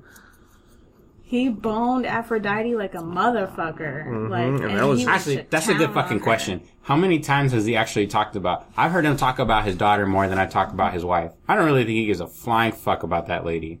Calliope, yes. That lady, I don't think so. Calliope's not his daughter. Calliope is his daughter. Or no, I'm thinking Pandora. Yeah, you're right. Calliope. Well, I mean, that's his daughter, man. That's like the half of him. His wife. You played the the handhelds? I know you meet her in Chains of Olympus. Yeah. Yeah. And, fuck, what's her name? What's her name? Is it Aphrodite? Yeah, Aphrodite tries to fucking fuck the world over. Literally. No, Persephone. Persephone? Persephone or Persephone. Is that her name? Persephone. Persephone. Yeah. Whatever. Hades' wife. Yeah. That's why he was all upset for you in the third God of War. Like, you killed my wife. Purse I was like- and phone. I forgot what I used to call her. She is girl, so she is purse and phone. That wasn't the first That wasn't the very first thing I used to say whenever I saw that name. I used to say something else. I just don't remember. Press 5 now. Press Finet? Preston. McLeod. McLeod. Oh my god. As long as you're not those guys who say Kekyoin instead of Kakyoin. Kekyoin? Kekyoin. Fox McLeod. So we have an email for the episode. It's an old one. Yeah, because it's been a while. It's a couple. He says, so I was bored. This is Mark. Mark, hello. I was bored and listened to music and decided to try something new. I decided to search for remixes for my favorite shows and games and found special channels that does that. And man, these remixes are better than the originals. He gave us some links to check out for what he liked. And his question is, are there times you preferred remixes over the originals for soundtracks? Castlevania remixes are good. Dude, those heavy metal remixes of like Castlevania's like Rondo of Blood and like fucking my favorite song is probably like the Symphony of the Night remixes. Absolutely. Hands down best soundtrack. Yeah. I would definitely agree. And I would add on top of that, since you're sharing your links with us, if you have not already heard Mark, Triple Q is always my go-to. No, but Triple Q's mashups, though, I wouldn't consider those remixes. I mean, like, they're fan remixes. That's the way I see it. But there are, like, there's this particular Ruby remix I like that's on SoundCloud. Like, remixes, most of the time, aren't official. Yeah, I would figure that. Yeah. But what Triple Q does is mashups of songs. So, like, the instrumental of Down with the Sickness with some Weep song. To make Down with the Princess. Or the fucking, one of my favorite ones is the Kill a Kill song. Yeah. Don't Lose Your Way with, I'll Make a Man Out of You from Mulan. That's pretty good. That was my fave. I would still totally recommend Triple Q. Triple Q's great. Yeah, we used the intro. That's our intro, and links are always in the description for Triple Q, so be sure to check the boy out. Yeah. Check him out. He just dropped something new the other day. Yes. Yeah, yes. Yeah, I saw that. I was checking that out. And he memes a lot, so a lot of his tracks are Opa Gundam mashups. What? He's done City Escape, right? I swear to God he has. I think so. Swear, because it's such a meme song, you know. The Sonic Adventure 2 Cityscape? Oh, yeah. I think he has a whole album about that. Yeah. So that's dedication. Yeah. It's a good song. It's not particularly a remix, but Too Mellow's album, if you want it, Oscar, I can give it to you, is it's an ode to Jet Set Radio. And it's a pretty good album, so I will definitely not say no to Jet Set Radio. Yeah, never seen it. I really like it. I really hope Jet Set Radio gets a remaster, and that's something that I will get to Xbox, because that, for the most part, would be an Xbox exclusive. So good on you on that. Who makes Jet Set? Jet Set Radio was. But I definitely remember playing. It was Sega. Yeah, it was Sega. So I wouldn't be an exclusive. But there were more releases on the Xbox than there was on the PlayStation. Way more. Jet Set Radio Tokyo Future, I think, was on the Xbox, not I think one of them. It's Sega. Yeah. So, Don't you mean Jet Grind Radio? Oh yeah, Jet Set Radio Grind. So like I said, there's more than one Jet Set Radio. I know that, and then I think only one of them is for Xbox. Yeah. So yeah, there's a lot of good remixes out there. Yeah. Number 2 says, what do you guys do when you finish a very long franchise? You know, like we know One Piece will eventually end. Same thing with Berserk, and he says Hunter x Hunter, but as far as I'm concerned, Hunter x Hunter is over. That's hiatus forever. No, that Gon's not the main character anymore. And it's boring now from where last time I read, so that manga do like the whole dark. That manga's over. As far as I was aware, like they were supposed to like do this whole thing with like a dark continent and all this other stuff, and they just never got around to that. Because he ripped off Toriko with that shit. Gon's dad built a team and they went into the dark continent. Yeah, and I dated it too. I looked and I'm like, Toriko had that concept before Hunter x Hunter did. So yeah. And then he mentions the article about it. The manga for Hunter x Hunter was an article. He's like, yeah, I probably should end this soon. Yeah. Just say you hate it. Just say you hate working on your own thing. Just say it. Mm-hmm. So, just look at the art. Right? Yeah. Very low effort these days. He says, when I finish a long franchise, I'm like, wow. I feel weird to write my thoughts on some forum sites, this and that. So where are some series that you ended that lasted a long time, and what did you do when you finished? I fucking cried. Because then I had nothing else to do with my life. I'm going to tell you what I'm into right now. The majority of those series that you mentioned, to me, that's like me reading manga. That's like, I read manga, you know, like, okay, most recently, I feel like crying once I caught up to Tower of God. Because that was like basically the last 2 weeks that I had spent once I caught up to Dorohedoro. And I was like, fuck, like, I was shitting on this thing for so long, and I would honestly admit, and this will be cataloged in the annals of the internet for the rest of my life, I originally said the Tower of God was like the shittiest fucking thing. And I was right. But only for season 1. Because when season 2 started, and I was just like, okay, now things are taking off. This is different. Yes, it's different. Yeah. So 304 chapters into season 2, and I was like, oh my god. Like, why wasn't this an anime? Like, Jesus Christ. Fucking, I need an anime, or I need a game. Okay, I need something. Did you think Tower of God needed that much of a build-up? Do you think that build-up could have been shorter? See, that's 70 chapters I will give you. I can probably only remember the last 10 of them, because only the last 10 of them were the important ones. Alright? Because there are some things that they don't even mention currently where the game is at. Like, one thing that I never understood was when I first started reading it, was just like, maybe like 5 or 6 chapters before the start of season 2, is where I left off. Yeah. And then we're like, I remember, spoilers, I guess. You remember, Princess Yuri Ha? Yeah. She gives the main character, who was like this little kid called the 25th BAM. 25th BAM, yep.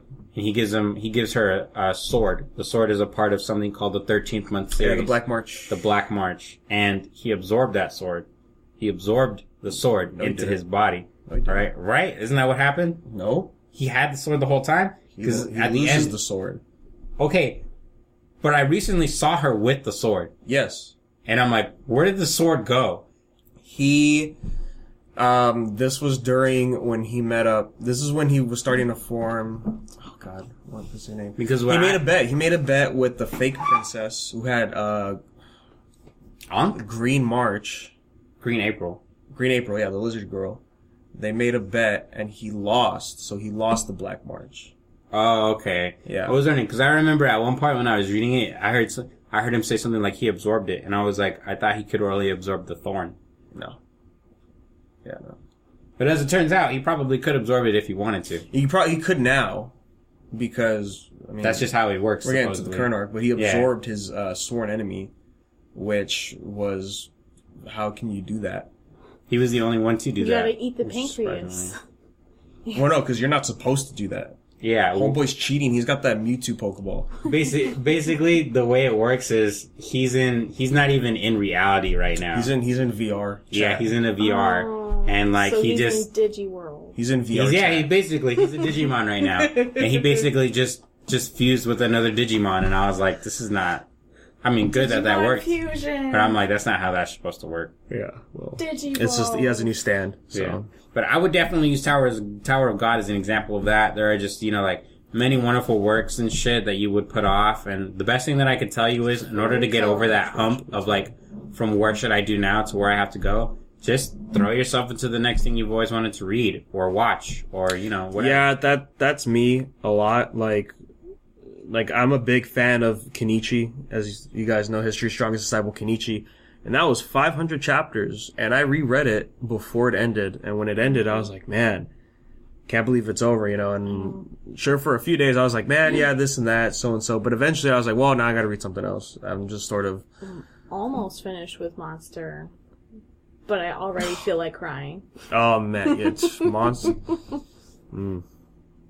I don't know. I mean, there wasn't really, the only thing I could think of where I had a reaction was with Wolverine when he died 4 years ago. Death of Wolverine. Yeah. When I read the final issue, I was like, man, is that really it? Is that it? You know, and then eventually I've come to understand, like, I've accepted, like, yeah, that's it, you know, but now that's not it because he's back with Return of Wolverine and... But I remember us having that discussion when he first died, and he was only supposed to be dead for a year.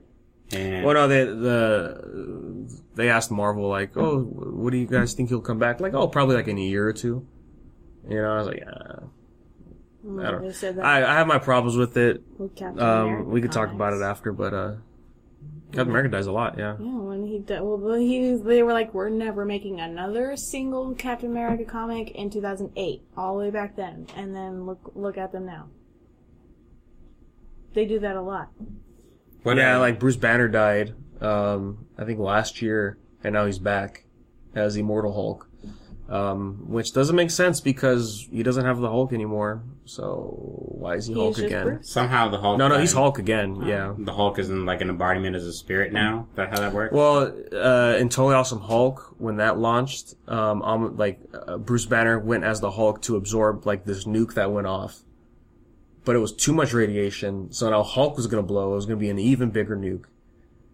And they were ready to, I forget, do something to Hulk that would kill him. But then Amadeus Cho showed up, stopped it, and absorbed the Hulk. So now Amadeus Cho is the Hulk. You know, and that's like, oh, now you're free, Bruce Banner, you know. And then and during Civil War II, Bruce Banner realizes, like, oh, the anger that would turn me into the Hulk was not the Hulk's anger, it was my own anger. I've always been an angry person. And he told Hawkeye, he's like, I feel like I know he's gone, but I still feel like I could turn into the Hulk. If I turn into the Hulk now, it's gonna be really bad. So I need you to kill me before I turn into the Hulk. And because it's Hawkeye, you know, the accuracy and like his vision and stuff. And he saw Bruce Banner's eyes turn green for a split second, so that's why he killed him. And so he's been dead, but now he's coming back as Immortal Hulk. And I didn't read it yet, but I guess he's back as the Hulk. And I'm like, I don't know how the fuck that works out.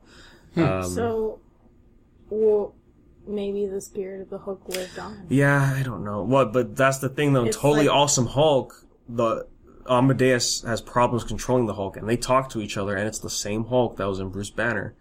So it's some weird shit. That green demon shit. He left just a little bit of him behind. Just the big toe. So were they trying to play with the Hulk like they tried to play with Venom for a while, where they were like, Venom is his own thing. So if you can't kill Venom because... First it was Venom, and then Venom got transferred, and then Venom got something else, and then Venom turned white, and now Venom can cure cancer. Right. But I guess if Hulk is his own entity, what does that mean for Bruce besides he's dead now? Well, I've always thought as people still need Bruce because he was a doctor, like he was smart, you know. He's one of the smartest people in the Marvel Universe. So I mean, even if they can't use him for the physical attributes, they still need his brain, you know. I always feel like they're gonna have something, and it's just like he's a canon. He's basically like one of the foundations of Marvel. So, I mean, come to find out, they can't just get rid of a staple just as easy as they want to. Can't just snap him away, Thanos. Well, thank you, Mark, for the questions on the emails. I think, Wolverine dying was probably the biggest thing, but, I don't know. Speaking of Wolverine, new comic, Return for Wolverine, is happening, right? They're calling it a trilogy, right? With Death of Wolverine, and right now it's Hunt for Wolverine. Mm-hmm. They're trying to find his body because it's missing. But we know, the readers know, that he's alive. And then now the new series coming out in September is Return of Wolverine, right? And so this image is one of the variant covers, right? It's Wolverine claws cutting through something. And there's like steam coming off of him, and like it's got red highlights and stuff, and it's like, what's going on? I figured like, oh, he's just cutting something really hot, right? Like he always does. He's just cutting shit. But they were talking about it on Marvel's YouTube channel. And the writer explains that Wolverine has a new power, and he can heat up his claws. So he's Cyclops. This is a hand. Wolverine. This is a hand made of smoke or blood mist. I don't know what it is, but that's definitely a hand. That's metacarpals and carpals. Hold on. Let me see. Hold on. What are you talking about? The steam. Hand. That's like that. This is how the hand is looking. Yes, because the steam's coming off the claws like that. No, what I'm saying, just hold on, let me show her.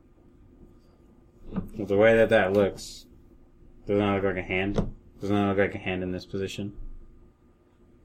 Well, no, that's just the steam coming off of each individual claw hole together. Really? Yeah. Okay. Anyways, I don't like this because why?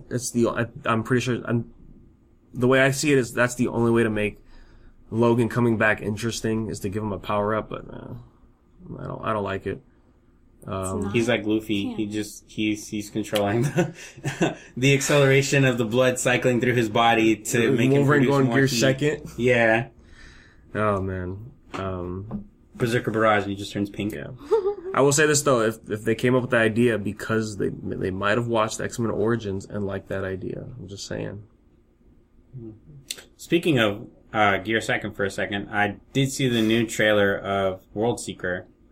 And they introduced the other characters, the rest of the pirate crew. They introduced more islands. Essentially, it was... I still feel like it is peaking off of what I was talking about when I first mentioned it before. That this is going to be basically like World Red. You know, it's not going to be canon, or at the least, it's not going to really play into anything. Yeah. Although... definitely the art design and the gameplay from what I've seen is pretty spectacular. Like, it's basically elements of both, Pirate Warriors and, World Unlimited Red? Yeah, well, I would say Unlimited Red, Pirates, and for the most part, if they integrate some sort of, versus, then it would be like the One Piece fighters. Okay. I mean, it looks interesting. So, always interesting, but we haven't seen anything story wise yet. So, which is really, I guess, considering as far as Namco Bandai goes, I wouldn't ever really worry too much about their gameplay as much as I'm worried about their story. That's how it's been for like pretty much every Namco Bandai game for me. I think for me, this game could be weird if you're only playing as Luffy, which is what it looks like, because all the screenshots I've ever seen was just Luffy in the world. So that's, I don't know, the fact that, because you have a big cast, you know, and I get it, Luffy's the main character, but still, let me play my boy Brook. Come on. I would be disappointed if they only kept it to the 9 people. Like, as playable? Yeah, one of the good things that I always liked, that mostly all the other One Piece games that at least did kind of right, was they introduced characters to you. Now the character's part of your roster. You know, good guy, bad guy, whatever. Like, you can at least play with them. You know, even if it's not like the way that you want it to. Like, well, like I can take Red, for example. I can take the PS2 games that they used to have. I still have one of the PS2 games. I think it was Grand Battle. Yeah, Grand Battle. Where it's like, they basically start from, East Blue, and they go all the way until, I think, Enel. Skypiea. Pretty sure. Yeah, I think so. Yeah, because you didn't have Frankie, and that's pretty much where they stopped. Yeah. But yeah, so it's like, it goes all the way up until there, and it's just like, you know, like, pretty much every character was at your disposal at that point. Even, what's his name? Ohm? You remember, like, the 4 angels from, like, Skypiea and stuff like that? What? Like, yeah, dude, like, yeah. They were, Really? like, either assist characters or, like, fucking, like, you can play as one of them. You can play as the one that had, like, the sword. Yeah. It's weird, man. It was a good game. I like that game.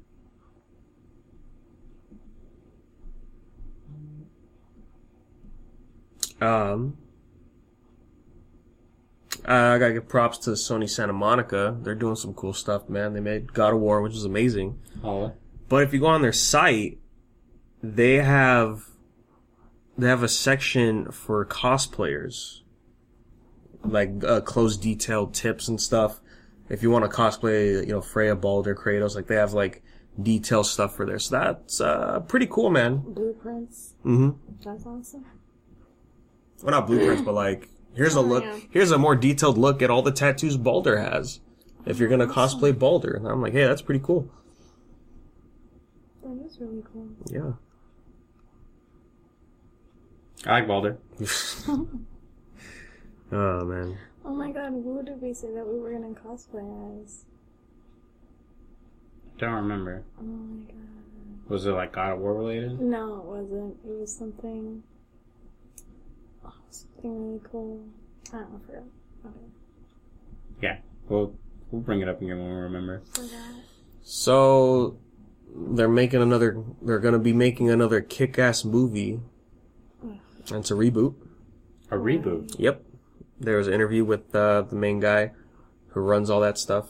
And he said, like, yeah, we're doing more kick-ass movies. It's gonna be a reboot. But yeah, we're definitely gonna be making more. And I was like, oh. Yeah, I know you still follow the comics. Did the first two movies adhere to the way that the comic plays out? Let me tell you, the comics are way better. It's not as jarring as how different Wanted was from comic to movies. But the movies made choices that is movie friendly instead of the comic. So if you remember in Kick-Ass, he hangs out with that girl that he likes, but they're only hang out because she thinks he's gay.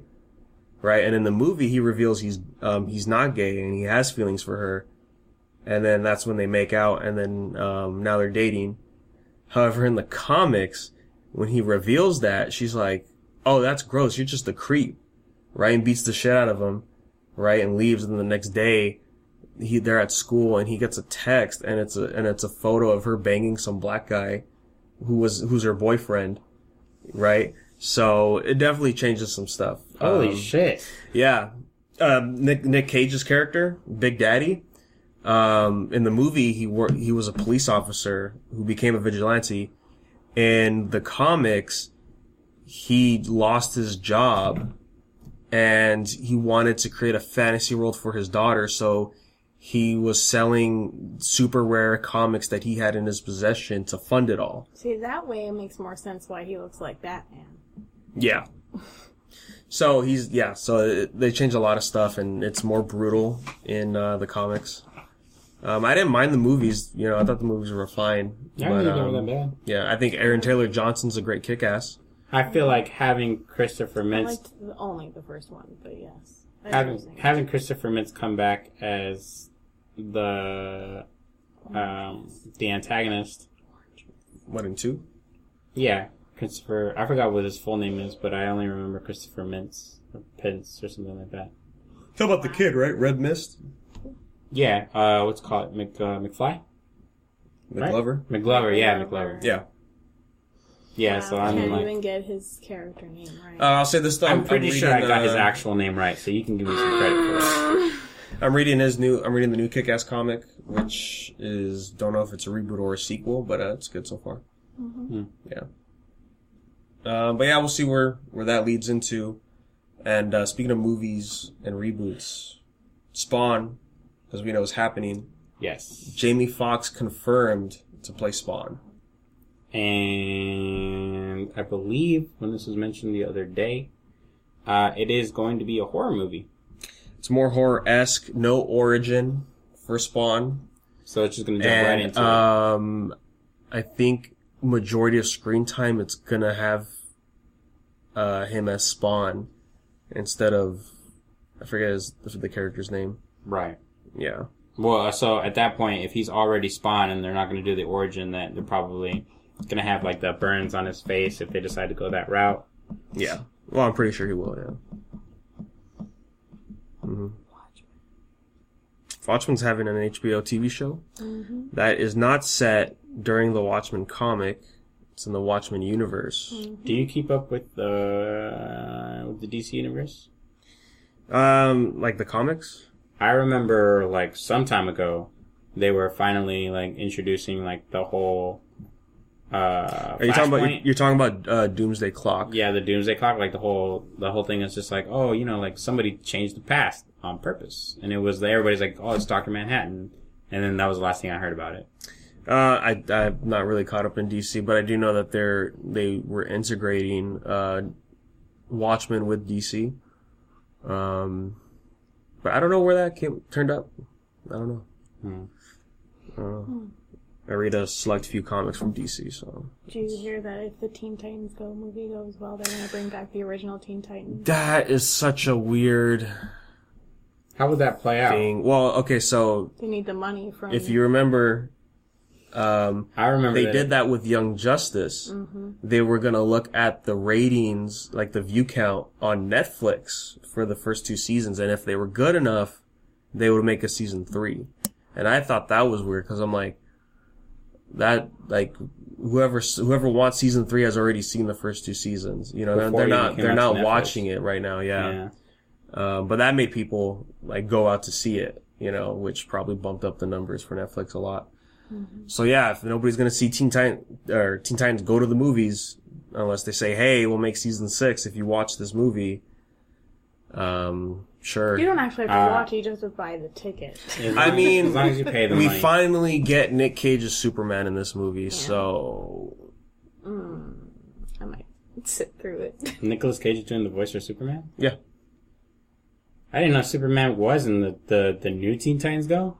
Like, they actually... Well, Teen Titans Go to the Movies is a parody about how all these other superheroes are getting movies, but not them, so they go to Hollywood to make their own movie. And then that's when the Justice League show up. So you have Superman, Green Lantern's there, Wonder Woman's there. Because during the show that they're always making fun of Batman. Batman and Commissioner Gordon, they're always making fun of. I hate Teen Titans Go because of what it is and like stuff that gets added. Like Rose Wilson showed up in that show with a great voice actress, and I was like, she could have been in the original Teen Titans. That would have been great. And Rose Wilson is Deathstroke's daughter, so yeah, I mean that would have been some good shit. Only reason why I found out about that is because Tara Strong. She was like, "Yeah, we're gonna do it." Yeah. But Wasn't there an episode of Teen Titans Go where Control Freak shows up and he's just like, this is what you guys used to look like. And then, they made fun of themselves. So, like, why this whole bet in general doesn't really make any sense. I feel like they want Teen Titans Go to the movies to do good. Okay, And I'm sure it'll do fine because kids are gonna go see it. But they're like, let's get more people to see it. I don't really think though that show is gonna have anything to do with the old show. No. Like, they're gonna pick up. No, but I mean, like, they left off on a. It'll be cliffhanger. like what Samurai Jack did. Here's what I'm saying, and I understand. The basic rule is that it has to get enough views. If it gets enough views, they bring back the old show. Yeah. I just don't think that those two correlate. They're not going to correlate. No, literally, this is literally only because like let's get this movie high numbers in the box office, and then we'll give them with a show. the money that we get from that, we can. It's probably only be one season too. So it'll only be probably only one season. And they're gonna they'll probably throw that on their own streaming service, so that way they could get even more people to go hop on that streaming service. Because they already have the Young Justice show on there, the live action Titans is gonna be on there, the Harley Quinn solo show is gonna be on there, and all the other shit that they have. So they're really pushing.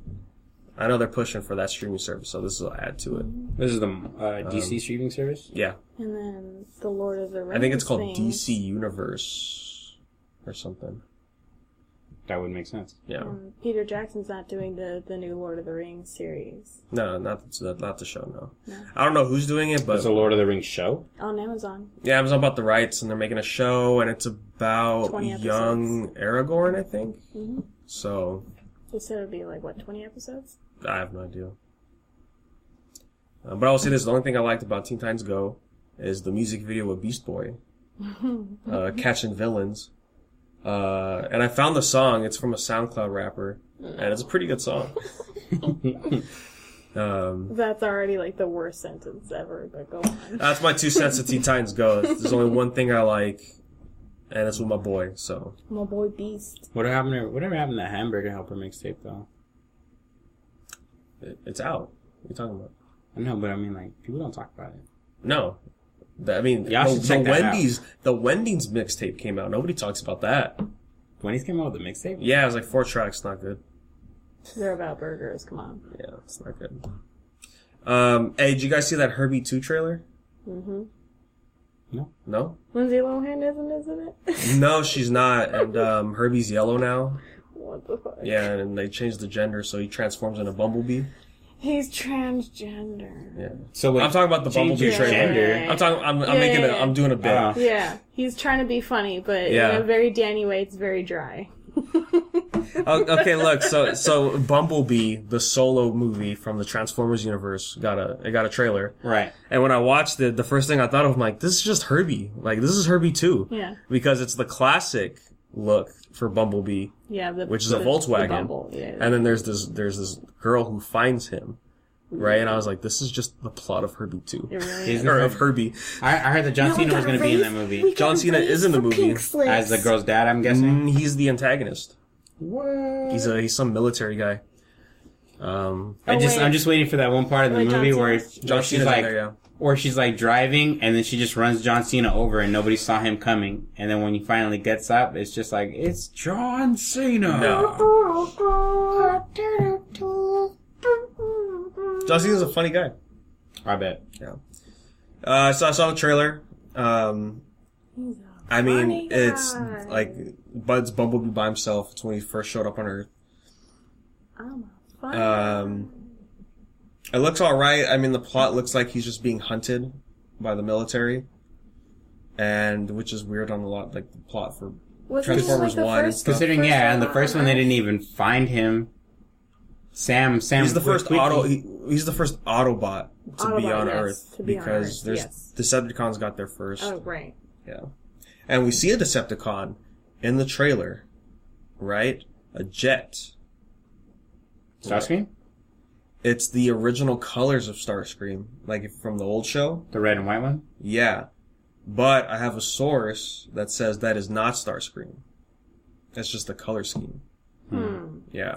I think they did that to model bump it. up the trailer even more because Yeah. Well, I mean, like- you look, it's like, oh shit, they have old school Bumblebee and now they have old school Starscream. This is going to be cool. And then when you watch, it's like, oh, that's not old school Starscream. Also, I heard, he is not in this movie a lot, this jet, Transformer.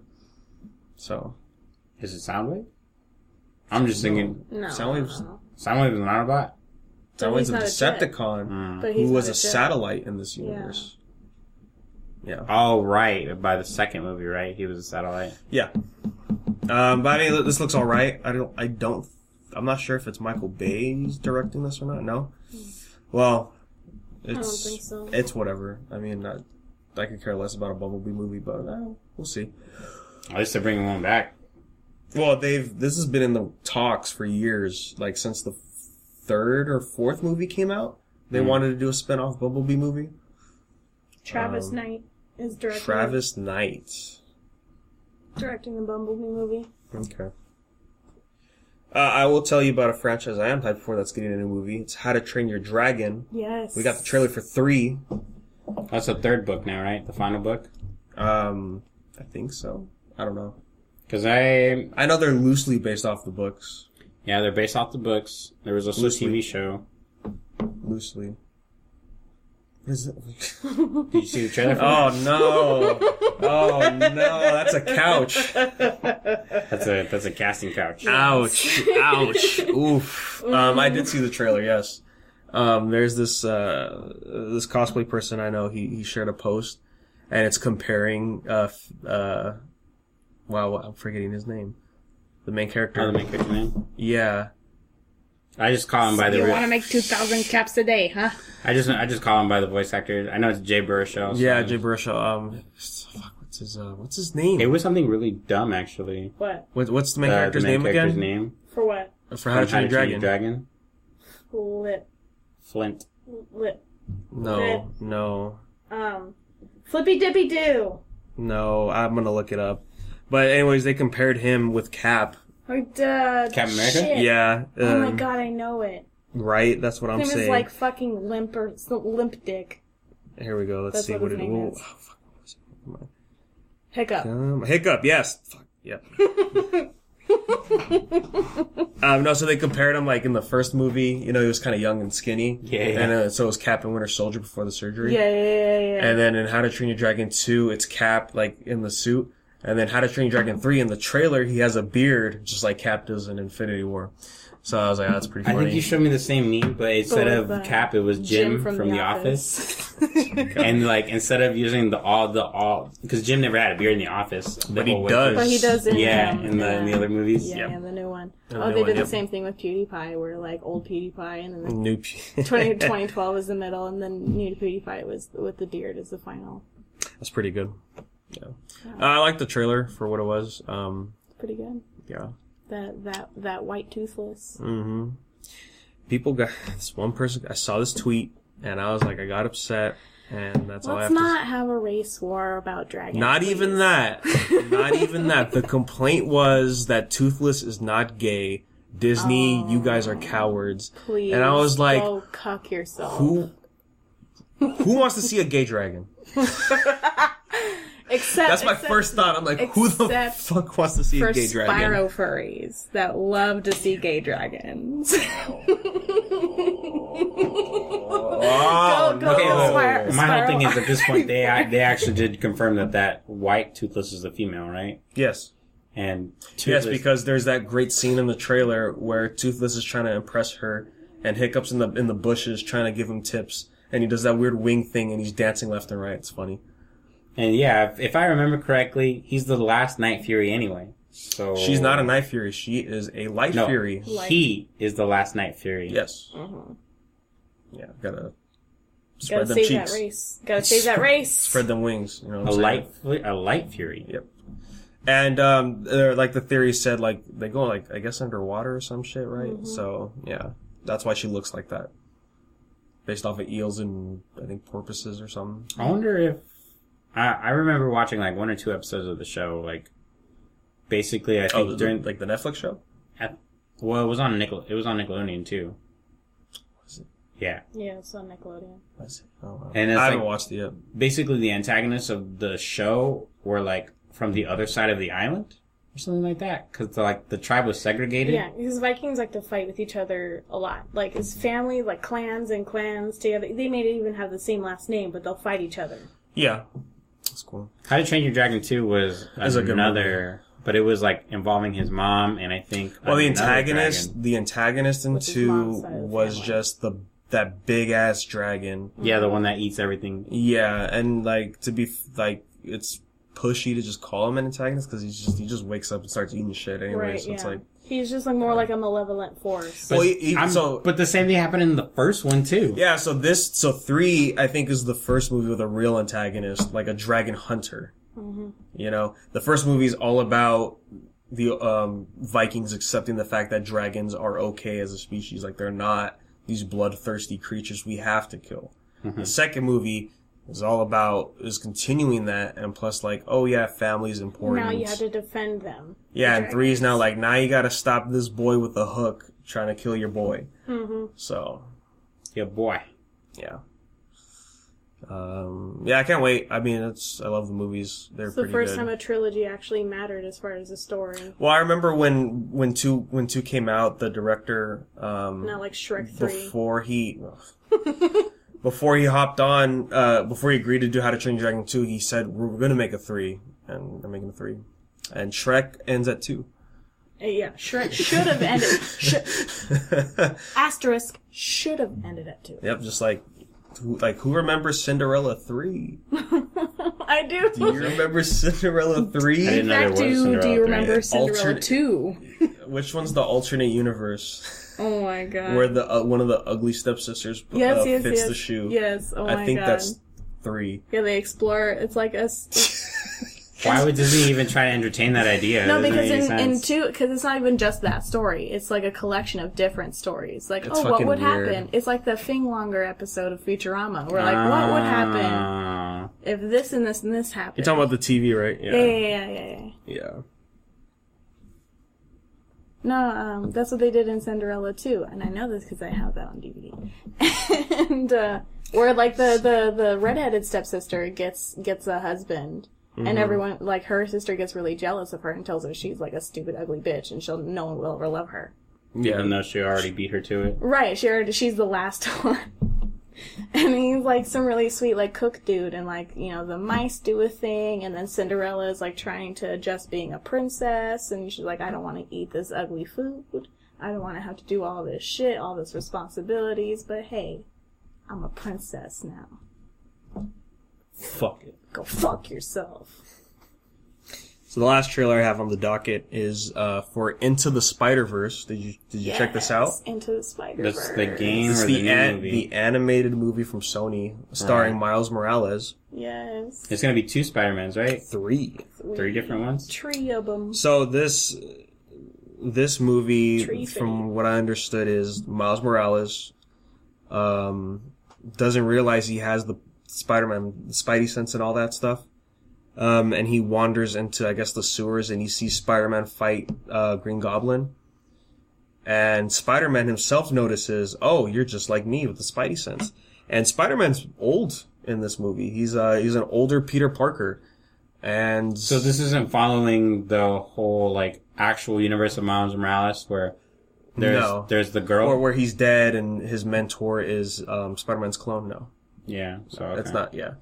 It's just Miles living in this world where Spider-Man is, and yeah. I don't like the voice actor for Peter Parker in this. It's not Drake Bell? No. No, Drake Bell's too busy pretending to be other Drake. Showing up at people's Did you know? Skipping leg day in his Calvin Klein photo shoot. Did you know? What was it? I think Drake Bell is Little Peep's manager? Or the other way around? I forgot. They have the same manager? They have the same Drake manager. Bell is the manager for Little. I don't think Little that's Peep true. died? Yeah, Little Peep died. No, not Little Peep. I'm going to say Little Pump. That's what I'm going to say. Little Pump? I don't even remember these people's names. Is that how you know Miranda? By the way, they broke up, y'all. They're not together. I don't even know who you're talking about. Miranda Cosgrove and that motherfucker that goes Gucci Gang, Gucci Gang, Gucci Gang. Who's 69? Yeah. No. 6'9"? No, not that person. He's a completely different piece of shit. But he's the guy that does the Gucci Gang song. How does one explain Lil Pump to someone? That's Little Pump, yeah. Yeah, no, the other guy is the one that has beef with Chief Keef. Drake Bell is now brother-in-laws with Little Pump. I thought they broke up. Little Pump married his Drake Bell's sister. Oh my god. Yeah, I remember that became a meme for a while. Oh my god. That blew up. What am I talking about? Yeah, Into the Spider-Verse. So it's Peter Parker training Miles Morales to be the next Spider-Man because Peter's getting old. Mm-hmm. I like the idea, the concept. Animation looks great. I think it looks like they're trying to do stop motion or something with this movie, but it looks CG to me. Right. So I don't know about more that. Cell shaded type. Yeah.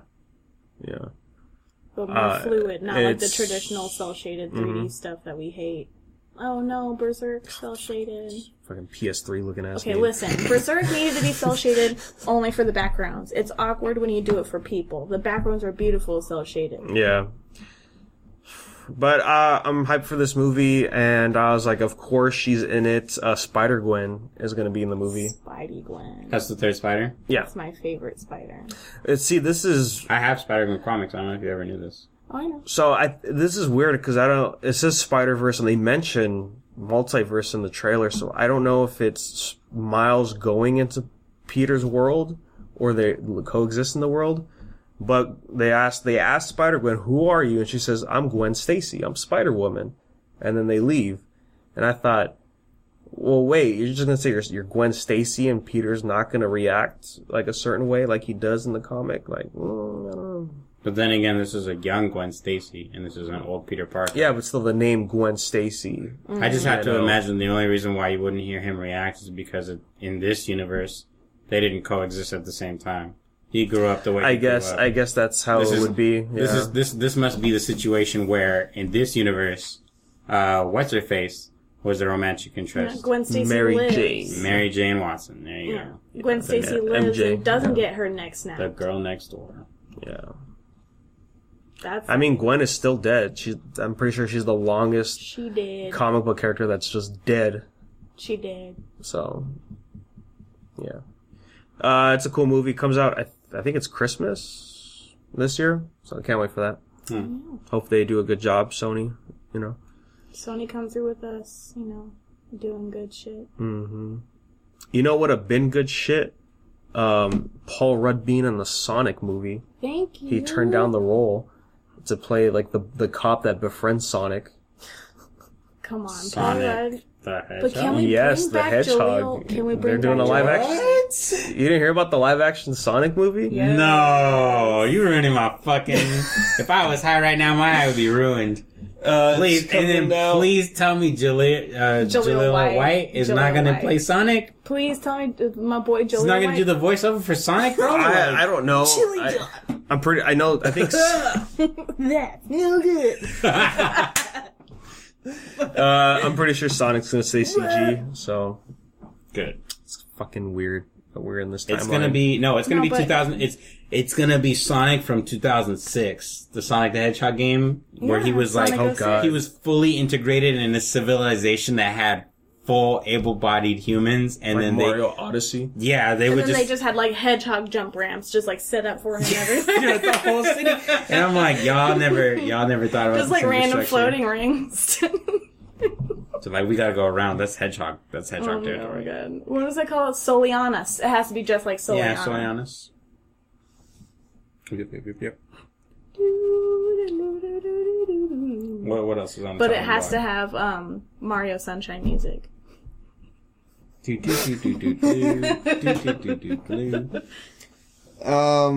There's a rumor bouncing around that my boy James Mangold might direct the Boba Fett movie. Ooh. If you don't know who James Mangold is, he is the one who directed Logan. He also wrote Logan. Ooh. He's the boy. He's the man. And that is probably the only thing that will have me interested in the Boba Fett movie, because James Mangold does a good job with directing characters. So And this is going to be a part of course, the new Star Wars universe, right? They can have Yeah. less of that whatever guy that's playing Han Solo and more childish, and less of the pansexuality. Childish Calrissian. Yeah.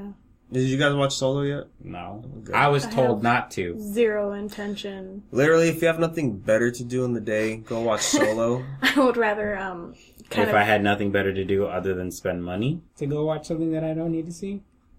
If you're walking down the street and you If see you're a walking- DVD of Solo on the floor and you're like, well, I have no plans today, you might as well watch that. There you go. Might as well just like burn it, you know. I have to find it on the floor. That should tell you something. That's the only reason. Or if you get a text message or email Not like, even- hey, you get a free rental at Redbox and you my have God. nothing, there's nothing else, just watch Alright. Solo. All right, like PlayStation will give it like, please rent this movie for $1 today. Literally, my friend got Just an thumbs up it. email. That's all I want. Just My friend got an email. He says, hey, sign up for this thing that our theaters do and you can get a free ticket to watch Solo. And he's like, they're literally thanks. paying you to watch Solo. They just need somebody to fill up the seat. Yeah. Well, I have not been keeping up with the Star Wars franchise. The It's not last good. movie I saw was 7. That was years ago. And I may or may not have fell asleep through that. That's probably for a good reason. Last Jedi sucked. Rogue One could have been a lot better. Solo was Solo. I will admit though, Solo has a better Rogue One scene than Rogue One is as a movie. So, Rogue One is the one on Netflix? yeah, that's the one about the plans of the Death Star. Death Star and all yeah. that, and the hero that dies at the end that everyone was expecting to because Jyn Erso. it's like watching a movie about 9/11 and knowing the punchline and like That, as Kevin Smith says, there's not going to be a Rogue 2. right. There's not. But I will say, if Solo does well, there will probably be a Solos. Shut the fuck up. Because there's definite seeds in Solo for a sequel. No. Yeah, I know. No. But look, it's called Solos, but the S at the end is a backwards 2 because it's a sequel. Please, no. It might as well just be a Z. No, but it's a What? 2 because It's Solo and Knuckles. featuring Dante from Devil May Cry. Yeah. From the Devil May Cry series. And Crash Bandicoot's there for no reason. Did you ever watch the all Guardians, the Spiral Guardians? You mean Skylanders? That piece of shit? No. You never saw it on Netflix? Spiral No. looks like a crack. Bruh, you totally missed out on I'm not Crash's voice. watching that garbage. No, Spiral looks like an absolute fucking See what they did to my burnout. boy looking like a fucking gremlin?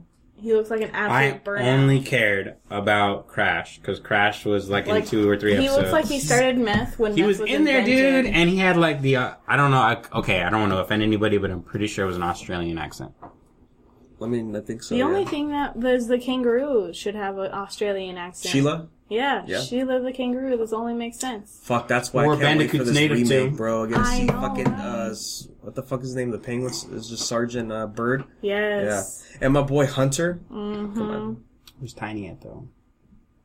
And look, you gotta ride a skateboard and you're the dragon. So, As a dragon, you ride. yeah, a skateboard. Spyro rides a skateboard. And then that was some fun times, man. That's adolescence for you. Ahead of its time. Hopefully, steering your dragon is going to be more than just 2 miles per hour. Yeah. Hey, did you guys see the new member of the Gorillas? Oh, yes. Did somebody leave, or is there a Yes. fifth member now? The one of the old members went to jail, right? Yeah. Yeah, the new cast member is From- Ace, From the Gangrene Gang. the leader of the Gangrene Gang from Powerpuff Powerpuff Girls. The legitimate Ace. Yes. Yes, You're not being legitimate right now. Literally Ace. Literally. How did they get the copyright for that? I don't know. So wait, who left? Because it's Noodles, 2D, Murdoch, and I always forget his name. Russell. Yeah, because they had two new music videos today. The original fourth member Murdoch is in jail. Mm-hmm. That's where he's at. But Murdoch is the leader. Well, 2D is the front man, but Murdoch is the one who actually, like, he's like the leader of the band. It says Murdoch is in jail, and the role of hijinks investigator and bassist now falls to Ace. And that's what he looks like in the music video. It's literally him from the Powerpuff Girls. Mm-hmm. Yeah, just without the fucking vest. Well, that's just the headshot. Did you see the videos? No, I have yet to see the music videos. I should probably watch them, but yeah. I mean, it might just be a joke, but... Or, like, just like a prank. Nah, if Murdoch is in jail, I would believe that. Oh yeah, there he is in the art. Oh. Be like, pranked it. Trying to find the band. Blah blah blah blah blah blah blah. It says Murdoch was framed by a shadowy figure named El Mierda, who he met during the filming of their strobe light music video. So El Mierda means the shit. Mm-hmm. And she's a crime lord. Framed Murdoch for smuggling. Crime lord. Like how they don't specify him. She's a bad. She's a bad bougie bitch. A bad person. This article that I read from May 31st says they still don't know how they got Ace to join Gorillaz. So that's pretty cool. I thought Ace was cool. Yo, fucking Viacom giving away their IPs like that. Bro, these are some crazy sick crossovers.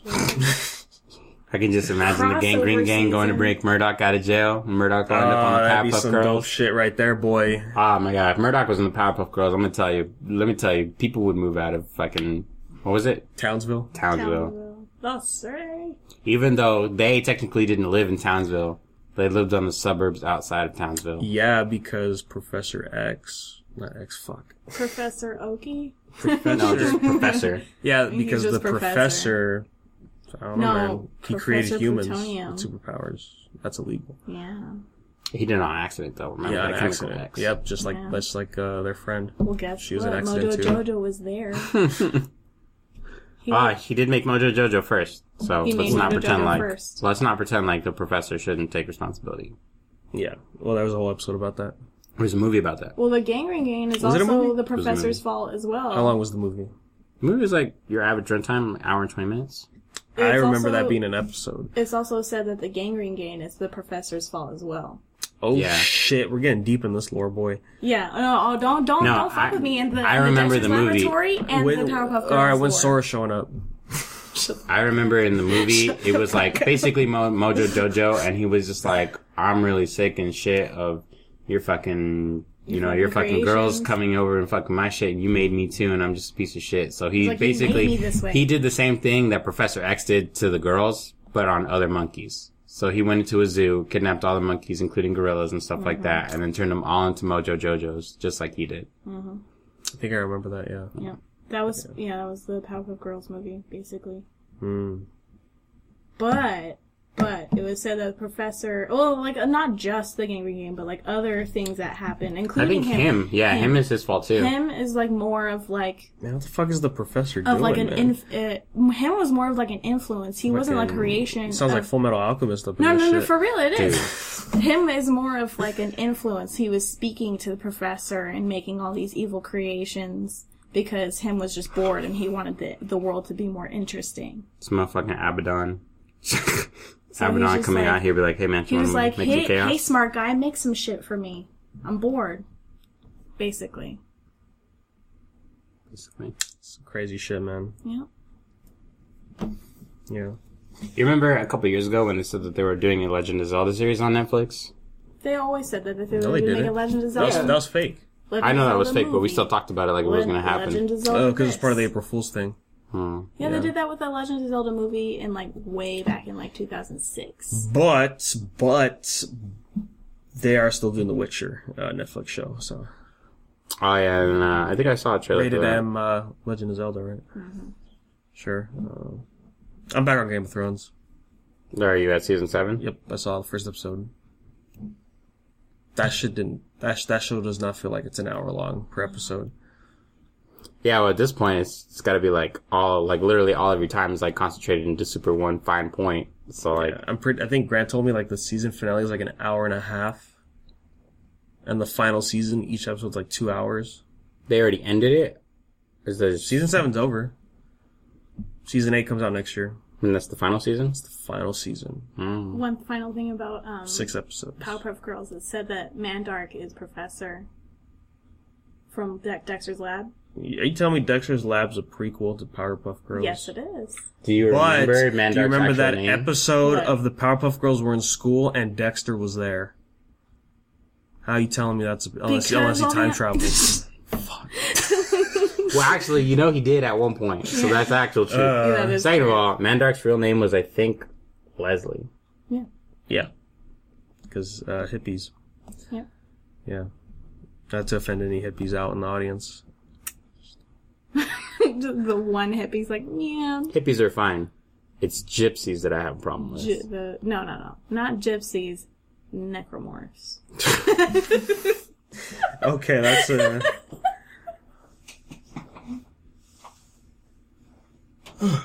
Anything else you guys want to talk about? Yes, my boy. Your boy. Mr. Jeff Goldblum. Yes, your father. Yes, he's going to be releasing a jazz LP sometime this year. Yes. He's going to be handing them out with every purchase of one of his things from the food truck. Which is now, I think, in Florida at this moment. But yeah, Jeff Goldblum, he does have a jazz band that performs every Wednesday at this bar in LA. And he got signed with I forget which record label, but yeah, he's gonna be dropping an LP. Oh yeah, let's all go give it a listen. I feel like people. If you're not copping that, a lot of celebrities have come up with music that people would be like just basically just throwing under the bus because they feel like it's overrated. Like, have you ever heard? And I'm just asking you, have you ever heard Eddie Murphy play guitar? Oh, Eddie Murphy. And that boy. Yeah, I heard him play. I think it was him that. Yeah, I heard his reggae song that he did. Yeah. He could sing and he could play guitar, and he could do them both extremely well. His whole family can play music and sing. That's his whole family. Well, most of his. I'm not going to say every single one of his brothers and sisters, but yes, the majority of his family is musically talented. Mm-hmm. I don't really know how I feel about the new Devil May Cry 5. That's interesting. See, when I saw it, that was Nero, right? Yeah. That's the main character. I thought that was like, that's the cool Dante from DMC Devil May Cry. I'm like, oh shit, DMC 2, baby. And then I was like, oh no, it's 5. I was like, oh, okay. Okay. But I'm like, I just saw that and I was just like, you really couldn't just drop the fucking concept. You really couldn't drop the way he looks. You just had to make it a different person. That's how it's just like, cool. But at the same time, I'm like, all of a sudden this is number 5. Did we forget what Nero looks like? This is number 5. He has a mechanical arm. And I'm like, if this is number 5 and number 4, he had a demon arm. So what's up with that? What's up with that? It's part of the plot. I mean, I don't know. it's a continuation of 4, right? I don't think so. I don't think it will be. No, I think that's during the conference, that's what, because they brought the director for DMC. I mean, he walked up and he was talking about that. The original lore behind the original Devil May Cry it just basically revolves around one town, like one city, like in every game, except for the first one. Okay. It's like revolving around the town that they dedicated to Dante's dad, Sparta. They have the fucking demo for Jump Force at E3. They're gonna have it? Yeah, they have it there. It's just gonna be Goku, Luffy, and fucking Naruto. The last teaser was Light with Ryuk. Light Yagami? Yeah, with Ryuk. Did he have the scythe or no? I don't think he did. No. The eyes. No, it was just a back shot of him and Ryuk's back. The eyes don't matter. It's just the eyes matter. Nah, there was a yeah, because that's how you have a counter mechanic, bro. But my whole entire thing is, do you remember the fucking cover that they had for the manga? One of the volume covers was him holding a scythe, and I was just like, oh, cool. I think the scythe was more metaphorical Oh yeah. than it was metaphysical. But I mean, like, It's just concept art. I don't know. It'd be like the whole thing with Phoenix Wright and Marvel vs. Capcom 3. If you've ever actually paid attention to the way that he fights, he doesn't fight at all. Every moveset that he has, every move that he does is just an accident. Like, he has a move where, like, if Phoenix Wright tries to hit you, he'll slip and he'll, like, drop pieces of paper, and then, like, him flinging his arm up as he hits the paper is, like, the attack. But not intentionally does he ever try to actually hit you. It's kind of stupid. Yeah. What he said.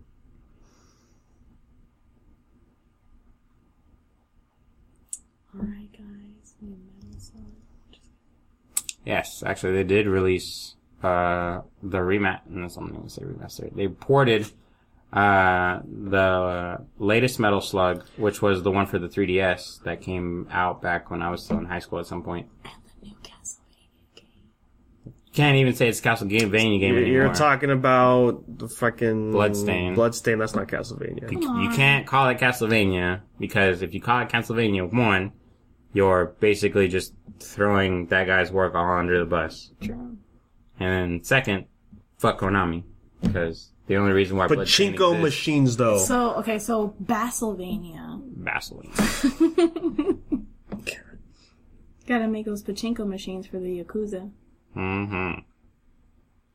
For them pachinko parlors. That's all they care about. Where's my pachinko parlor in America, though? Why'd I have to go all over Because you there? don't want to walk into a building that's just all... That's literally the most deafening sound, is walking into a pachinko parlor. I feel like one in Las Vegas would not be a bad idea. I think you would actually just still want to kill yourself. Probably. But at least I can lose my money first. And then have a better reason to kill myself. And then... Or before the Yakuza boss gets to you, though. You gotta do it before the Yakuza boss gets to you.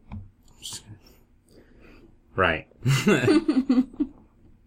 Friendly reminder, at the end of this month, Palm Springs Comic Expo is happening. First year. They have a big cast. We're going to be there. We got our badges. Thank you for that, PSCE. And it's a 3-day con. And yeah, we'll definitely be there. So if you're there, be sure to... When is it? It's the 22nd through the 24th Of June? of June. Yep, 22nd through 24th of June. So it's coming up close. Gonna be a good time. Gonna check it out, and of course we'll have our episode on that. So be sure to check that out as well. And then that E3 episode. And yeah, the E3 episode's coming up. And then that Kingdom Hearts episode. Kingdom Hearts episode we're gonna do eventually, and then we're in the works of doing some other shit too. So you guys gotta be on the lookout for that. Oh, yes. And of course, if you have any other questions, any concerns or answers, you can always email us at unversedpodcast@gmail.com. What was that? unversedpodcast@gmail.com. Mm-hmm. And be sure to hop on over to Marvel Talk because we did our solo review already. It's more of a rant than a review, but it's a good time. Not that it's not granted or anything. Right. Yeah. Definitely check out the Solo movie. I just don't pay any money for it. And be sure to head on over to talk to my boy Connor and Danny over at Marvel Talk. No, Connor did not want to see this movie because I asked Again, specifically. I am pretty sure nobody wants to pay to see the movie, but you can go ahead and take look, if I didn't have Movie Pass, Right. I would have been asleep here at home instead of going to the movie to see it. So I only feel as though if you want to put in your 2 cents about how much you hate that movie, we're all ears. Yep, it's in the whole review. Yeah. And if you like it, If you like it, good for you. I don't know if you feel like you would want to share your opinion about that, but I would definitely. I mean, also, if there's anything that we didn't talk about today that you want us to talk about, you got to email us. That's the catch. That's the catch. You have to talk to us. So for all the podcasts I listen to that watch movies, only one of them disliked Solo, which is concerning. Now, here's a follow-up to because that says a lot about our society. Did all the We other live in a podcasts that you society. listened to that reviewed Solo all say the same things about it when they told you how much they liked it? It was all similar things, yeah. No, they did not get paid by Disney to review Solo. Right. If that is what you're asking. No, but more or less, it's like you're not They really going to all see only any liked- unique. They all only liked one thing about it, and then they said they liked the whole film because of that one thing that they liked. Is what he's Okay, trying to look, say. my main problem with Solo is that when you think of Han Solo, the character, right?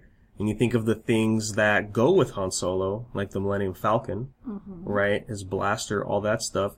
You find out the origin, everything about Han Solo in this one movie. Everything that defines his character is in this movie. Kind of like it all happened on one adventure instead of like... Even though That's Han- not even the big problem. The big problem for me is I didn't need to see all of this. Right. The whole thing about Han Solo is that he's like a mystery, like gunslinger, me like ask you he's such a something. badass. Yes, sir. Is there a time transition in this movie? There's one jump, and that's in the first act of the movie, going into the second act. It's a 3-year time skip, and that is it. I feel as though this movie... Now, I haven't seen it myself, but I feel like a lot of the things that would probably have fixed this issue is if you were going to show the character development of this character... I mean, by the time that we knew Solo for the man he was a veteran. Like, a person with years of experience under his He'd belt. already been around. Yeah. Now, the way that you're explaining this to me is this guy basically gained all of those things during basically one adventure. Okay, I mean, you're not gonna watch it, right? So, we see how he, we see Spoilers. yeah, spoilers. Who cares? And I'm sorry. We see the Kessel Run, which they handled it better than I thought because it could have been so much worse. We see where he gets his dice that he hangs in the Millennium Falcon. That's a big play in Last Jedi for no reason.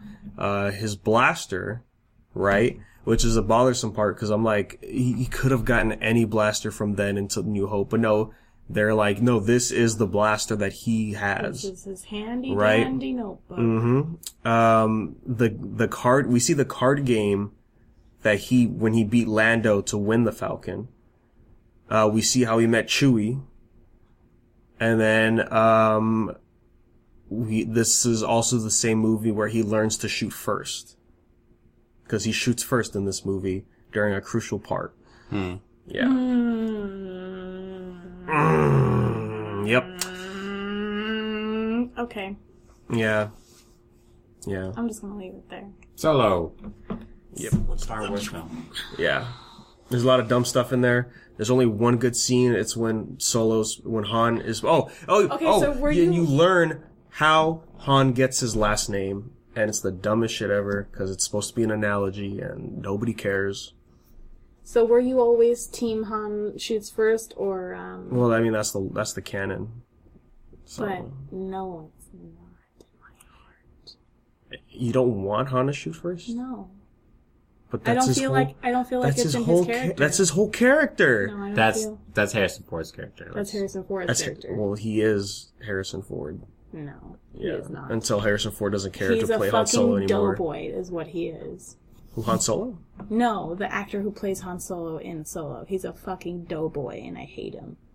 That guy was actually in. I looked up him. Oh, you're talking about Solo.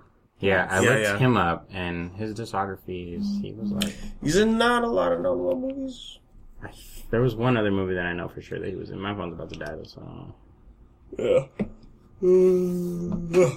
But yeah, Solo was just. I mean, if it wasn't a Star Wars movie, it would have been a fun time. It's still kind of a fun time, but I could care less. Yeah. Fuck it. Yeah. He speaks Wookiee. Han speaks Wookiee. I'm physically hurting. Yep, and Lando fucks a robot. Does he speak whale too, like Dory? No. But that's how he speaks. Ooh. Yep. Lando fucks a robot. Oh, he's pansexual, right? Yeah. I guess. No, that just means he likes to fuck robots. It doesn't mean he's pansexual. Yep. If we're all gonna fuck robots Yep. eventually with this virtual In reality shit. Detroit Become Human is out, right? Androids and shit. Fuck, I wish we would have talked about that, because that's actually a game that I do want to play. I mean, I'm just watching the LP because I could care less. David Cage game. David Cage game? Yeah, David Cage. This is his game. His vision. He makes all the games. All the Quantum Dream games. Oh, he's, so he also did, He did Beyond Two Souls, Did he Indigo do- Prophecy, I forgot the other one's called. the one with Hayden Panettiere in it? Yeah. with the- Until Dawn. No.